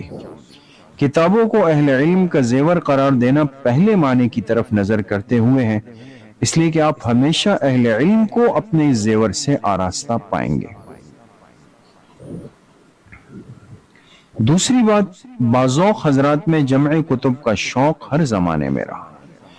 بعض حضرات نے ہمیشہ اس جمع کتب کا اہتمام فرمایا۔ اس کے ان گنت واقعات ہیں۔ مثلا حضرت شیخ عبد الفتاح ابو غدہ رحمت اللہ علیہ کا واقعہ ہے کہ آپ کو حضرت مولانا انور شاہ کشمیری رحمت اللہ علیہ کی کتاب التصریح بما تواتر فی نزول المسیح کی تلاش تھی۔ کتاب چونکہ نایاب تھی اس لیے شیخ نے اس کی تلاش 15 سال سے زیادہ جاری رکھی، بالآخر ایک نسخہ حاصل کرنے میں کامیاب ہوئے۔ یہ اس کتاب کا ایک عکس آپ دیکھ سکتے ہیں جس کے لیے 15 سال کی تلاش ہوئی۔ یہ حضرت شیخ عبد الفتاح کی بہت قیمتی کتاب قیمت الزمن عند العلماء۔ تیسری بات، مفتی صاحب رحمۃ اللہ علیہ کا بچپن سے کتابوں سے والہانہ تعلق رہا۔ جمع کتب کا ذوق بڑا حیرت انگیز شوق ہے، اس میں طالب علمی و فراغت حتیٰ کہ شیخ الحدیث اور بڑے مناصب کو پہنچنے کے بعد بھی کمی نہیں آتی۔ ہمارے حضرت مفتی محمد قاسم العباسی صاحب رحمۃ اللہ علیہ بھی ان اہل علم و دانش میں سے ایک تھے جن کو یہ شوق بچپن سے ہی نصیب ہوا۔ یہ آپ کے گھر کی وہ ذاتی لائبریری اور الماری تھی جس میں بڑی محنت کے ساتھ اور طلب کے ساتھ قیمتی کتابوں کو جمع فرماتے۔ چوتھی بات، اپنے وسائل سے دور طالب علمی میں ہی کتب کی خریداری۔ آپ کو طالب علمی کے دور سے ہی کتب کی خریداری کا اہتمام رہا۔ ہم آپ کے پاس دفتر میں جب ہوتے دیکھتے جو کتاب نہیں چھپ کر آتی آپ کے ڈیسک پر موجود ہوتی، چاہے وہ کتنی ہی قیمت کے اعتبار سے مہنگی ہوتی۔ عصر کے بعد گاہے گاہے جامعہ بنوری ٹاؤن کے مکتبوں میں جاتے اور کتابوں کی خریداری فرماتے۔ اسی طرح اتوار کو صدر میں پرانی کتابوں کے بازار میں بعض اوقات جاتے خریداری فرماتے۔ اسی طرح ہر سال کتب کی عالمی نمائش جو ایکسپو سینٹر میں لگتی ہے اہتمام سے تشریف لے جاتے، کتابوں کی خریداری فرماتے، بلکہ بعض مصنفین سے آٹوگراف بھی لے لیتے۔ یہ جامعہ کے کتب خانوں کا ایک عکس ہے جہاں حضرت کی زندگی کا بڑا حصہ گزرا ہے۔ یہ کراچی ایکسپو سینٹر جہاں ہر سال کتابوں کا ایک بک فیئر لگتا ہے، یہاں اہتمام کے ساتھ حضرت تشریف لے جاتے اور قیمتی کتابوں کی خریداری کرتے۔ یہ صدر میں وہ اتوار بازار ہے جہاں پرانی کتابیں اور اس میں بڑی نایاب کتابیں بھی دستیاب ہو جاتی ہیں۔ نمبر 5، اپنی کتب کی حفاظت اور خوبصورتی کے لیے فکر مند۔ کتب کی حفاظت اور خوبصورتی کا اہتمام فرماتے۔ کوئی اگر آپ کے سامنے آپ کی کتابوں کو اٹھاتا، اس پر نظر رکھتے کہ وہ کہیں کتابوں کا غلط انداز سے مطالعہ تو نہیں کر رہا۔ اسی طرح کتابوں کے اوپر پلاسٹک کور، کوٹنگ اور جلد بندی کا خوب خیال فرماتے، اس میں بھی آپ ایک اعلیٰ معیار اور ذوق رکھتے تھے۔ نمبر 6، طلبہ میں اس مزاج کی منتقلی کی کوشش۔ یہ ایک باظرف عالم کی نشانی ہوتی ہے کہ خیر کے کسی کام میں وہ کسی اور کو آگے بڑھتا دیکھے تو خوش ہو جائے۔ آپ تو وسعت ظرفی کے اس اعلیٰ درجے پر تھے کہ شاید اس کے بعد ہی کوئی درجہ ہو۔ آپ نے اس مزاج کی بھرپور منتقلی کی فکر فرمائی، خاص طور پر اپنے طلبہ میں ایسے بیانات اور واقعات بیان فرماتے جس سے کتب کا مطالعہ، ان کی اہمیت اور کتب کی خریداری کا ذوق پیدا ہو۔ کئی ایسے طلبہ جن میں سے اب تو کچھ فضلاء بھی ہیں، ان میں یہ شوق حضرت مفتی صاحب رحمۃ اللہ علیہ کی برکت سے ہی پیدا ہوا۔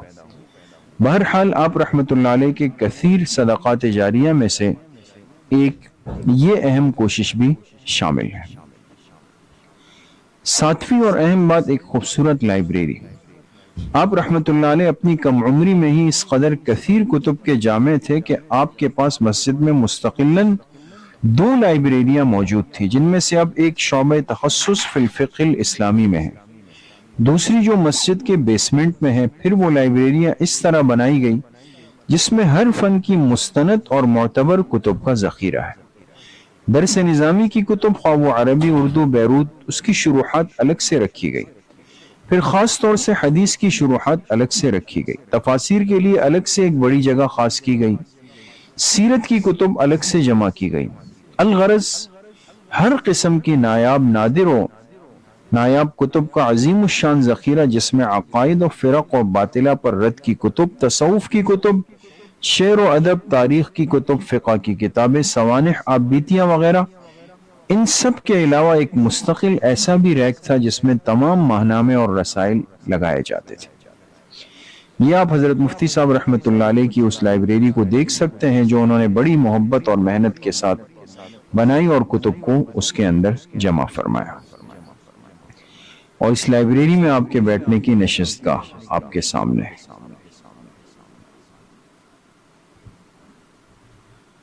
یہ وہ لائبریری ہے جو اب تخصص فی الفقہ الاسلامی کی درسگاہ کا حصہ ہے۔ یہ آپ کے دفتر میں آپ کے پاس رکھی ہوئی کتابیں ہیں جو آپ کے قریب رہتی تھی ہمیشہ۔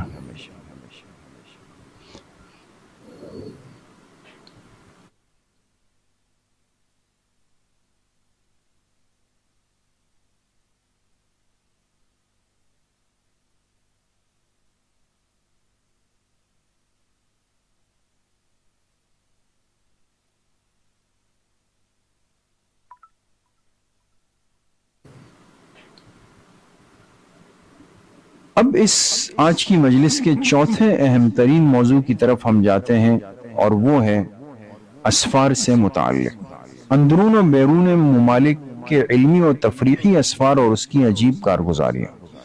اس اہم موضوع کو ہم 7 باتوں میں تقسیم کر کے چلتے ہیں۔ نمبر 1، سفر وسیلہ ظفر۔ نمبر 2، بامقصد سفر اور عبرت آمیز سفر کا شرعی ثبوت۔ نمبر 3، مفتی صاحب رحمۃ اللہ علیہ کی زندگی میں سفر کا بڑا حصہ۔ نمبر 4، فارغ ایام و تعطیلات کے لیے پہلے سے علمی اور بامقصد اسفار کی ترتیب۔ نمبر 5، اندرون و بیرون ممالک کے مختلف اسفار۔ نمبر 6، کم وقت میں طویل و کثیر اسفار کی حیرت انگیز مثالیں۔ نمبر 7، تاریخ و تفریحی مقامات تک جانے کا ذوق۔ پہلی بات، سفر وسیلہ ظفر۔ یہ مشہور مقولہ ہے، سفر انسان کی شخصیت کو نکھار دیتا ہے۔ ایک تحقیق کے مطابق دلچسپ لوگوں میں 3 خوبیاں ہوا کرتی ہیں۔ نمبر 1، عمدہ اخلاق۔ نمبر 2، بہترین تعبیرات۔ نمبر 3، لوگوں کی دلچسپی کے خیالات۔ سفر کرنے والے لوگوں میں یہ تمام خوبیاں بدرجہ اتم پائی جاتی ہیں۔ یہی وجہ ہے کہ جو لوگ اللہ تعالیٰ کی قدرت کے مناظر دیکھنے کے لیے اور پچھلی قوموں کے عبرت انگیز انجام سے سبق و عبرت حاصل کرنے کے لیے بالفاظ دیگر اللہ کی رضا کے لیے سفر کا راستہ اختیار کرتے ہیں، اللہ تعالیٰ ان لوگوں کے دلوں میں محبت ڈال دیتے ہیں اور ان کی شخصیت دلچسپی کا مرکز بن جاتی ہے۔ یہی وجہ ہے کہ لوگ ان کے پاس بیٹھنا پسند بھی کرتے ہیں۔ اس لیے ہمیشہ اسفار کا سلسلہ جاری رہا۔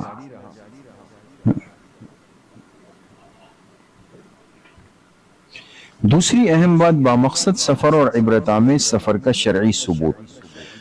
اللہ تعالیٰ فرماتے ہیں قل سیروا فی الارض۔ اللہ تعالیٰ کی معرفت حاصل کرنے کے لیے، اس کی قدرت کے مناظر دیکھنے کے لیے، جیسے کہ دریا، پہاڑ، زمین اور دیگر عجائبات کی سیر کرنا بھی ایک عبادت۔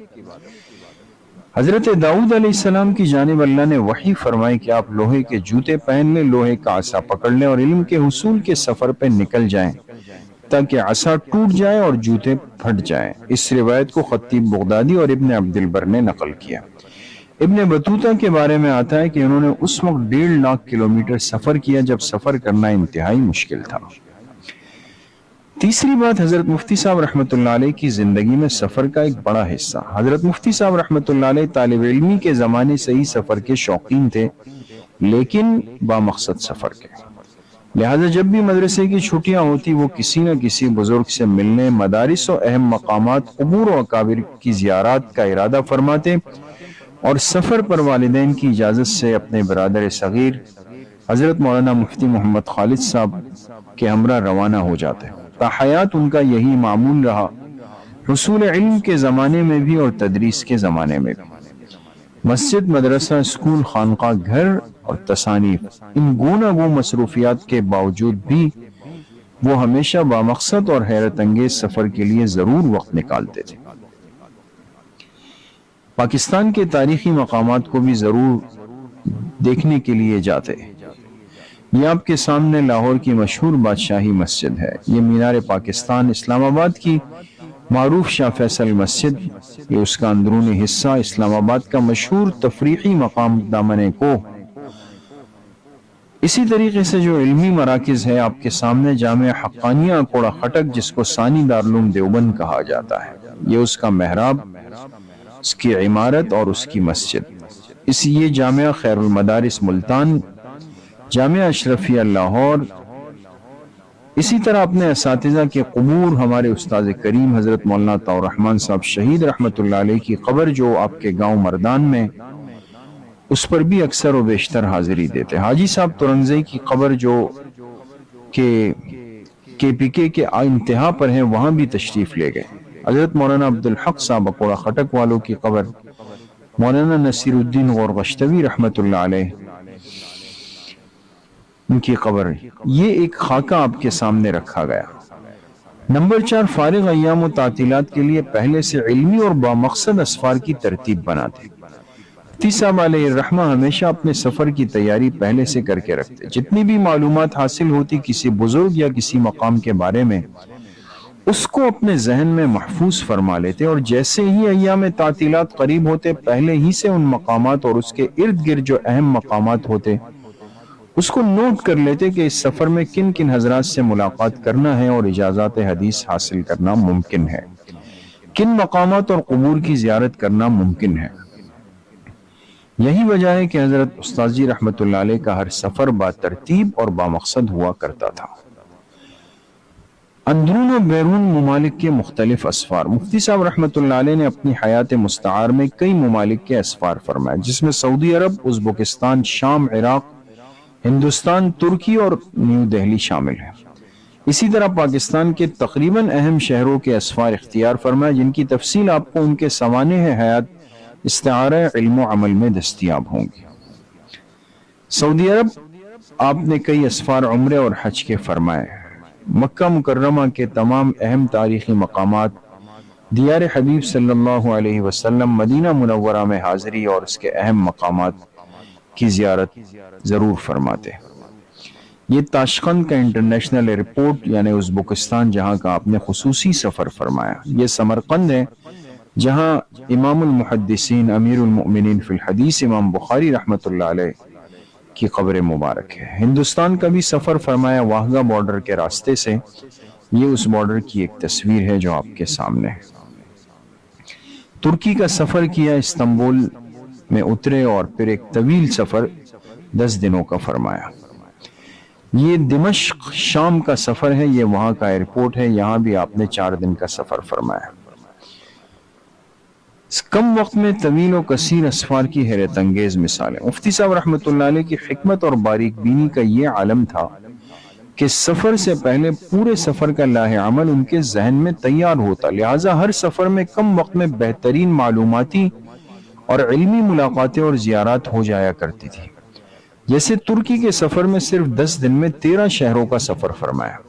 ابتدا فرمائی استنبول سے اور ترکی کے آخری شہر دیار بکر جو حرفہ کہلاتا ہے یہاں تک سفر کیا، جہاں ایک جگہ 25 صحابہ اکرام کی قبور ہے، وہ آرام فرما ہے۔ ملک شام کے تاریخی مقامات جیسے مینارہ نزول مسیح علیہ السلام، باب الصغیر قبرستان، عراق میں سینکڑوں اہل اللہ کی قبور اور دریائے دجلہ کی زیارت، ازبکستان میں مصحف عثمانی کے شہید نسخے کی زیارت اور محدثین اعظام اور ائمہ تصوف کے مزارات پر حاضری، چند دنوں میں پورے دہلی کو کنگھال ڈالا۔ یہ آپ دیکھ سکتے ہیں سمرقند ہے، یہ امام بخاری رحمۃ اللہ علیہ کی قبر مبارک ہے جہاں بیٹھ کر حضرت مفتی صاحب رحمۃ اللہ علیہ نے اپنے اکابر کے سامنے بخاری کی حدیث کی عبارت پڑھی تھی۔ یہ ازبکستان میں حضرت قطب ابن عباس رضی اللہ عنہ مشہور صحابی کی قبر ہے۔ یہ ازبکستان میں سلسلہ عالیہ نقشبندیہ کے بانی حضرت شیخ بہاؤالدین نقشبند رحمۃ اللہ علیہ کی قبر مبارک کا مظہر ہے۔ ترمس کے اندر وہ سرنگیں جہاں روس کے مظالم کے زمانے میں بچوں کو نیچے اتار کے پھر وہ حفظ کو اور قرآن کو محفوظ کرتے تھے۔ یہ شام کے اندر وہ مینارہ ہے، وہ مسجد ہے جامع مسجد اموی جس کے مینار پہ حضرت عیسیٰ علیہ السلام نزول فرمائیں گے۔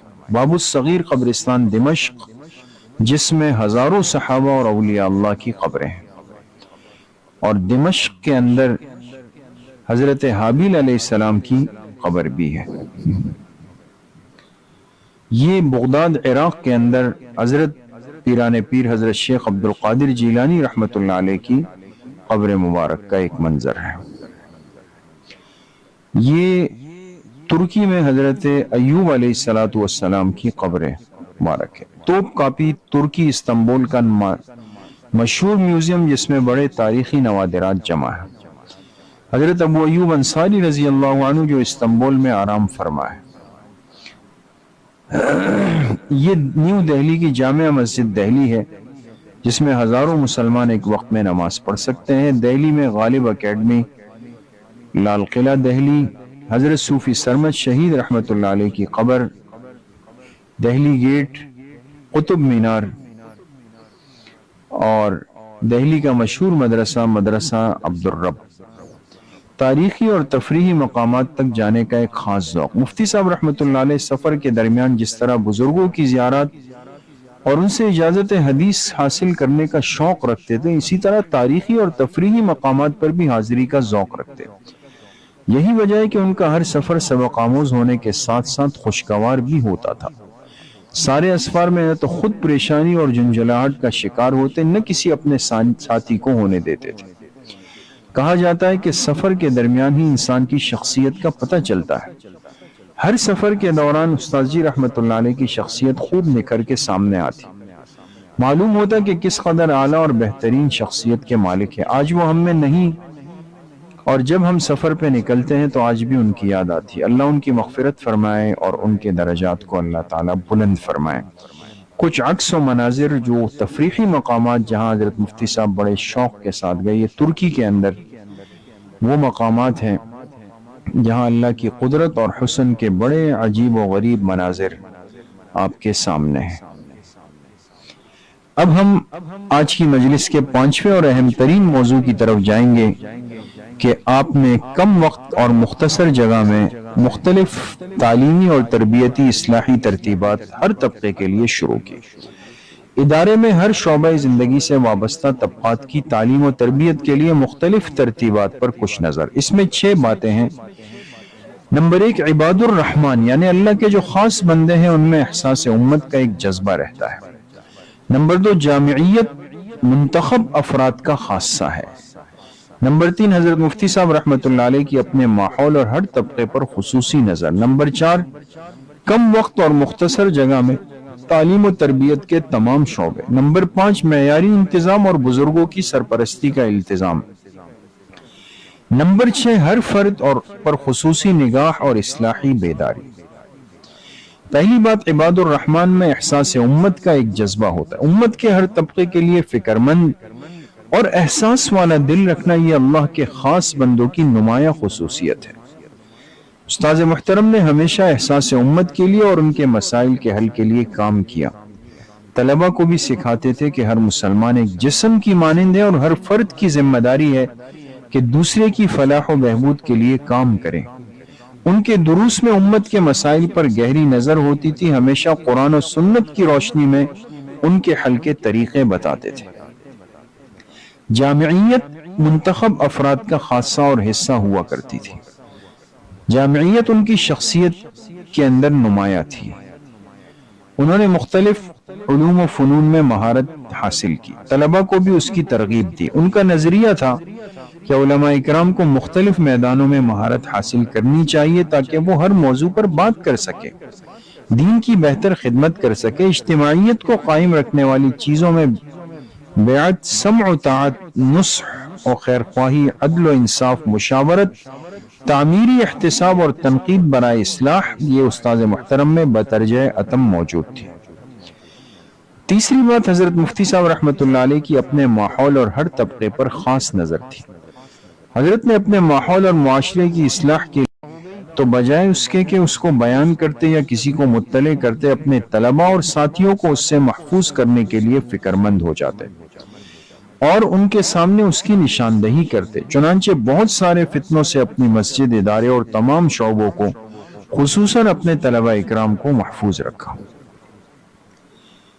یہ وہ بیٹھک اور مجلس اور نشستگاہ ہے جہاں اس مختصر جگہ بیٹھ کر حضرت نے بڑی گہری نظر اپنے ماحول پر اور اپنے معاشرے کے اوپر رکھی اور اپنے آپ کو اور اپنے ماحول اور طلباء اور اپنے مقتدیوں کو مختلف قسم کے فتنوں سے محفوظ رکھا۔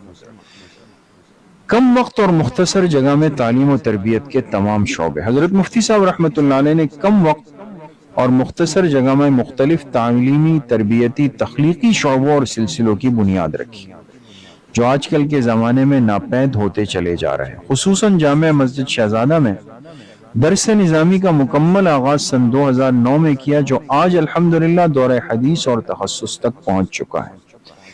اس کے ساتھ ساتھ خواتین کی دینی ضرورت اور تربیت کے لیے مدرسۃ البنات کو معیاری انداز میں آغاز کیا۔ چھوٹے بچوں اور عصری تعلیم کے لیے باقاعدہ الگ ادارہ قائم کیا جو 5 سالہ میٹرک سسٹم پر محیط ہے، جس کا نام العباسی اسلامک ایجوکیشن سسٹم رکھا گیا۔ جوان طبقے اور بڑی عمر کے حضرات کے لیے تجوید قرآن کورس اور پھر 2 سالہ تعلیم دین کورس کا آغاز کیا۔ ملک بھر کے پسماندہ طبقے کے لیے ایک رفاہی مرکز کا قیام کیا جسے العباسی ویلفیئر فاؤنڈیشن کے نام سے موسوم کیا گیا۔ بزرگوں کے حکم پر سالکین کے لیے خانقاہ کو قائم کیا جسے خانقاہ نقشبندیہ مجددیہ عباسیہ کا نام دیا گیا۔ چونکہ حضرت مفتی صاحب رحمۃ اللہ علیہ خود ایک محتمم شیخ الحدیث، جامعہ اور اسکول کے پرنسپل، رفاہی ادارے کے سربراہ ہونے کے ساتھ ساتھ امام مسجد کے عہدے پر بھی فائز تھے، لہذا اس امامت کا حق ادا کرتے ہوئے عوام الناس کے لیے دروس قرآن کریم، حدیث مبارکہ، مسائل فقہ، حج، رمضان، قربانی وغیرہ کے تربیتی پروگرام کا انعقاد بذریعہ پروجیکٹر بڑے سہل انداز میں کرتے۔ اس مسجد کو، اس مختصر جگہ کو انہوں نے ایک مرکز بنایا تمام تربیتی اور تعلیمی اور اخلاقی کاموں کے لیے۔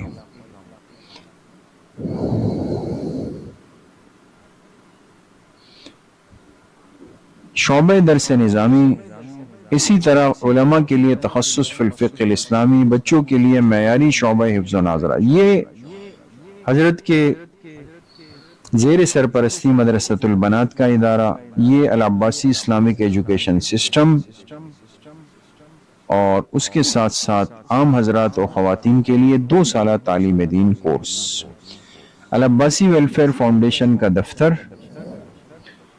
اور ان کی خدمات کی مختلف شکلیں، عکسی مناظر وہ آپ کے سامنے ہیں، پورے ملک کے طول و عرض میں جا کر غریب طبقے کی خدمت، اور یہ تمام شعبہ جات کا ایک تعارف ہے جس کو دیکھ کر انسان یقین نہیں کر سکتا کہ ایک 44 سالہ زندگی پانے والے شخص نے اتنے بڑے بڑے شعبے اخلاص کے ساتھ، معیار کے ساتھ قائم کیے۔ آپ کے بیانات، جمعے کے دروس، اصلاحی بیانات، مستورات کے لیے اصلاحی بیان، طلباء کے لیے، اس کے ساتھ ساتھ سیرت طیبہ، اسوہ حسنہ اور تاریخ کی بہت ہی نادر اور خوبصورت کورسز اور کلاسیں، تعلیم و تربیت کورس، تعلیم دین کورس، یہ سب چیزیں۔ 5ویں بات، معیاری انتظام اور بزرگوں کی سرپرستی کا التزام۔ استاذ محترم نے ہمیشہ معیاری انتظام کو ترجیح دی، بزرگوں کی سرپرستی کا التزام کیا، پھر چاہے وہ سرپرستی طلباء کی اصلاح سے منسلک ہو یا پھر امتحانات میں نمایاں نمبرات حاصل کرنے پر ان کی حوصلہ افزائی سے متعلق ہو، استاذ کریم ہمیشہ اس میں پیش رہے۔ ان کی درسگاہ میں ہمیشہ نظم و ضبط کا بہترین انتظام رہتا، بزرگوں کی دعاؤں کو بہت اہمیت دیتے۔ ان کا ماننا تھا کہ بزرگوں کی دعائیں اور ان کی رہنمائی کامیابی کا ذریعہ ہے۔ اس لیے آپ دیکھ سکتے ہیں کہ مختن فروختن پاکستان کے نامور اکابر اور بزرگ وہ یہاں تشریف لاتے، جیسے حضرت مولانا منظور احمد نعمانی صاحب، مفتی سجاد حسن ٹونکی صاحب، محبوب العلماء حضرت پیر ذوالفقار صاحب، حضرت مولانا محمد شاہ نقشبندی صاحب، شیخ المشائخ حضرت مولانا شمس الرحمن العباسی صاحب، مختلف خطباء، علماء، اکابر، اصلاحی اور تربیتی شخصیات ادارے میں بارہا تشریف لاتے رہے۔ چھٹی بات، ہر فرد پر خصوصی نگاہ اور ایک اصلاحی بیداری۔ استاد محترم ہر فرد پر خصوصی نگاہ رکھتے تھے، ان کی اصلاحی بیداری کے لیے کوشاں رہتے، ہر طالب علم کی شخصی تربیت پر خوب توجہ دیتے اور ان کی اصلاح کے لیے مختلف تربیتی پروگرام منعقد کرتے۔ ان کا مقصد تھا کہ دین کا ہر طالب علم دین کی صحیح سمجھ بوجھ حاصل کر لے اور معاشرے میں ایک بہترین مسلمان بن کے ابھرے۔ یہی چند خصوصیات تھی کہ ہمارے استاد محترم کو دوسروں سے ممتاز کرتی۔ ان کی اصلاح، ان کی محبت ہمیشہ ہمارے دلوں میں زندہ رہے گی۔ اللہ تعالیٰ ان کی مغفرت فرمائے اور جنت الفردوس میں اعلیٰ مقام نصیب فرمائے، آمین۔ اب ہم آج کی مجلس کے چھٹے اور آخری موضوع کی طرف چلتے ہیں، جو حضرت مفتی صاحب رحمۃ اللہ علیہ کے ذوق اور مزاج سے متعلق۔ ذوق، مزاج، طبیعت اور ہر طبقے سے تعلق رکھنے میں آپ کا ایک منفرد انداز۔ اس کو 7 حصوں میں تقسیم کیا گیا۔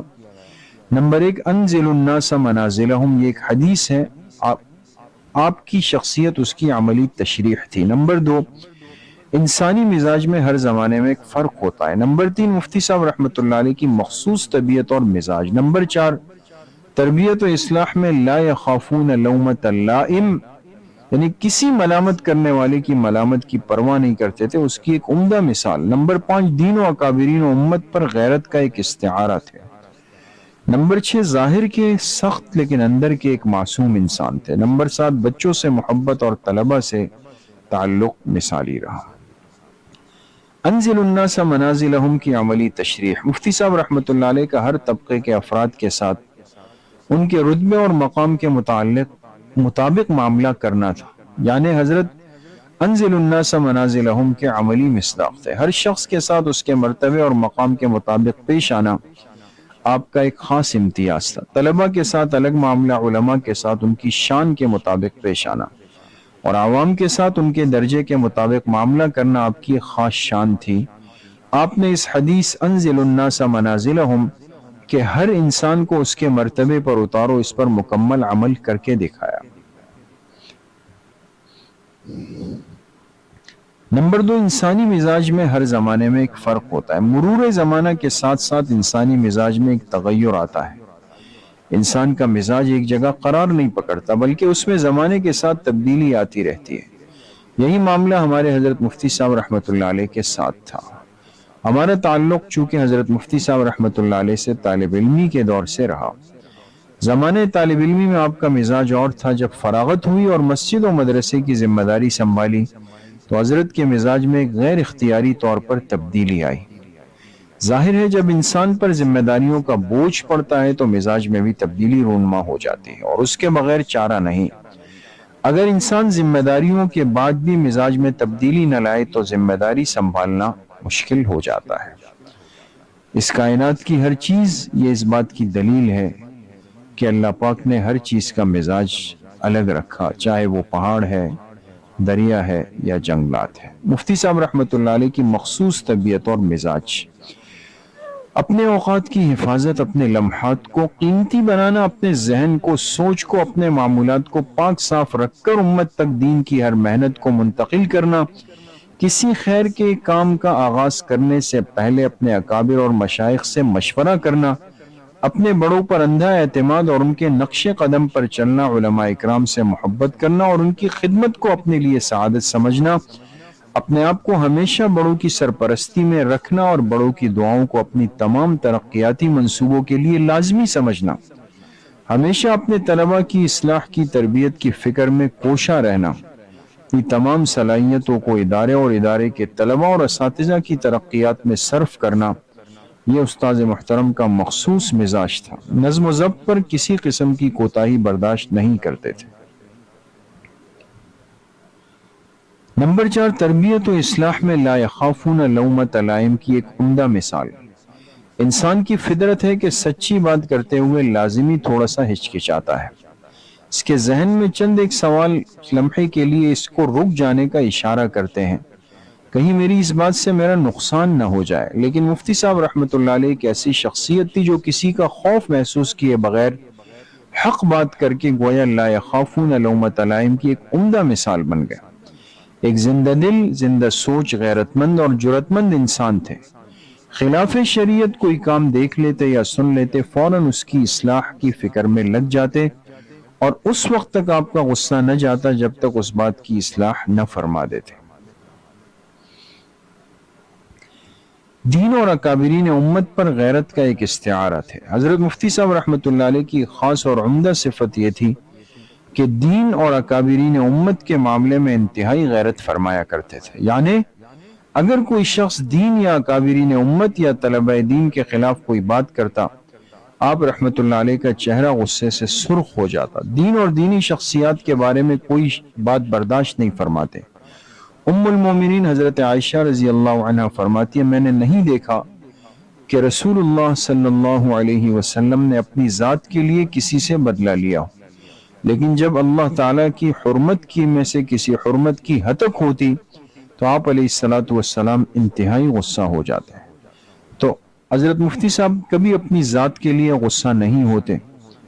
اسی سنت پر حضرت مفتی صاحب کامل درجے میں عمل پیرا تھے، لیکن جہاں دین اور طلبہ دین اور علماء اکابرین امت کے خلاف کسی سے کوئی بات سنتے تو برداشت نہیں فرماتے، اسی وقت تنبیہ فرماتے۔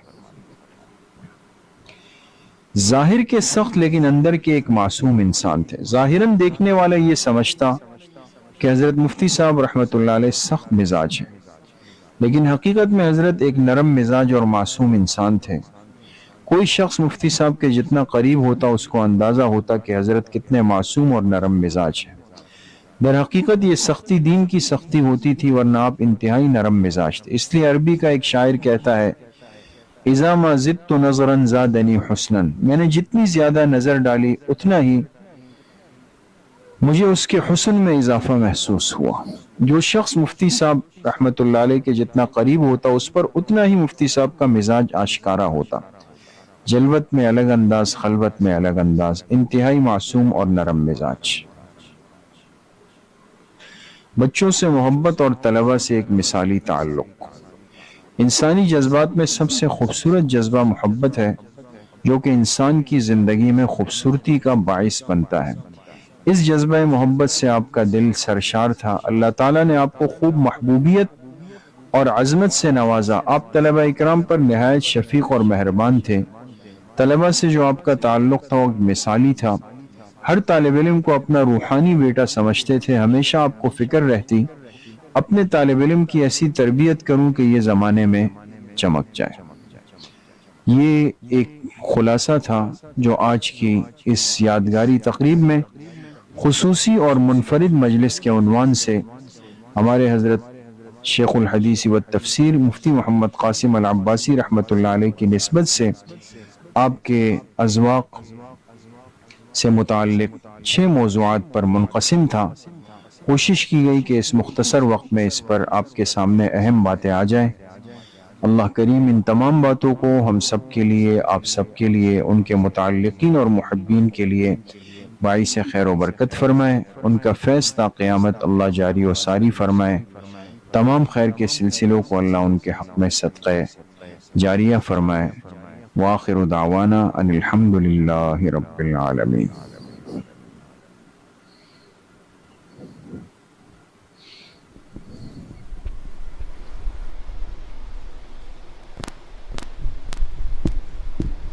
اب ملتمس ہوں استاد محترم مولانا عنایت الرحمن صاحب سے کہ وہ اس مجلس کی اختتامی دعا فرمائیں۔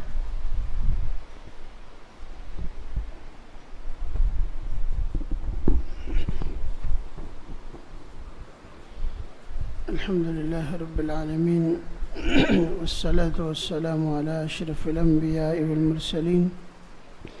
یا اللہ ہم سب کے یہاں بیٹھنے کو، یا اللہ اس مجلس کو اپنی بارگاہ میں قبول و منظور فرما۔ یا اللہ حضرت مفتی صاحب نور اللہ مرقدہ کے لیے قبر میں آرام کا، راحت کا ذریعہ اور سبب بنا۔ یا اللہ انہوں نے اپنی زندگی میں جتنی محنتیں کی، یا اللہ کامل درجے میں سب کو قبولیت نصیب فرما۔ یا اللہ ان کے لیے مغفرت کا، بخشش کا، یا اللہ قبر میں آرام اور راحت کا ذریعہ بنا۔ یا اللہ یہ جتنے سلسلے انہوں نے قائم فرمائے، یا اللہ ان سب کو ان کے لیے مستقل صدقہ جاریہ بنا۔ اور یا اللہ اس سے جن جن حضرات نے دینی فیوز حاصل کیے ان سب کو بھی یا اللہ حضرت مفتی صاحب کی طرح ایک یا اللہ مستقل یا اللہ دین کے مختلف شعبوں میں یا اللہ خدمات کی توفیق نصیب فرما۔ یا اللہ ہم سب کو یا اللہ اخلاص کے ساتھ یا اللہ ان کے یا اللہ اس مشن کو آگے بڑھانے کی توفیق نصیب فرما۔ یا اللہ ہم سب کو اپنی رضا نصیب فرما۔ یا اللہ اپنی ناراضگی سے ہم سب کی کامل حفاظت فرما۔ یا اللہ اخلاص و للہیت نصیب فرما۔ یا اللہ اخلاقی رذیلہ افعال ذمیمہ سے ہم سب کی کامل حفاظت فرما۔ یا اللہ ہم سب کے یا اللہ جتنے مرحومین دنیا سے جا چکے ہیں، یا اللہ جتنے ہمارے اساتذہ، مشائخ، بڑے چھوٹے، یا اللہ سب کی کامل مغفرت فرما۔ یا اللہ سب کے درجات کو بلند فرما۔ اور یا اللہ جو بیمار ہے یا اللہ تمام بیماروں کو شفا نصیب فرما۔ یا اللہ خاص طور سے ہمارے فلسطین کے مظلوم مسلمان بھائیوں کی مدد فرما۔ یا اللہ ان کی نصرت فرما۔ یا اللہ ان کو یا اللہ ان کو ان فتنوں سے یا اللہ ظلموں سے یا اللہ پریشانیوں سے یا اللہ نجات نصیب فرما۔ یا اللہ ہم سب کو یا اللہ ہر طرح کے آفات سے، بلیات سے محفوظ فرما۔ اطاعت والی زندگی نصیب فرما، ایمان والی موت نصیب فرما۔ یا اللہ قبر کے عذاب، حشر کی ہولناکی سے حفاظت فرما۔ جنت کا اعلیٰ مقام ہم سب کو نصیب فرما۔ یا اللہ جتنی خیر آج تک مانگی گئی ہم سب کو نصیب فرما۔ جتنی شرور سے پناہ مانگی گئی ہے اللہ ان سے ہم سب کو کامل پناہ نصیب فرما. اللہم صلی علی سیدنا محمد وعلی آل سیدنا محمد وبارک وسلم. سبحان ربک رب العزت عما یصفون وسلام علی المرسلین والحمد للہ رب العالمین. آمین برحمتک یا ارحم.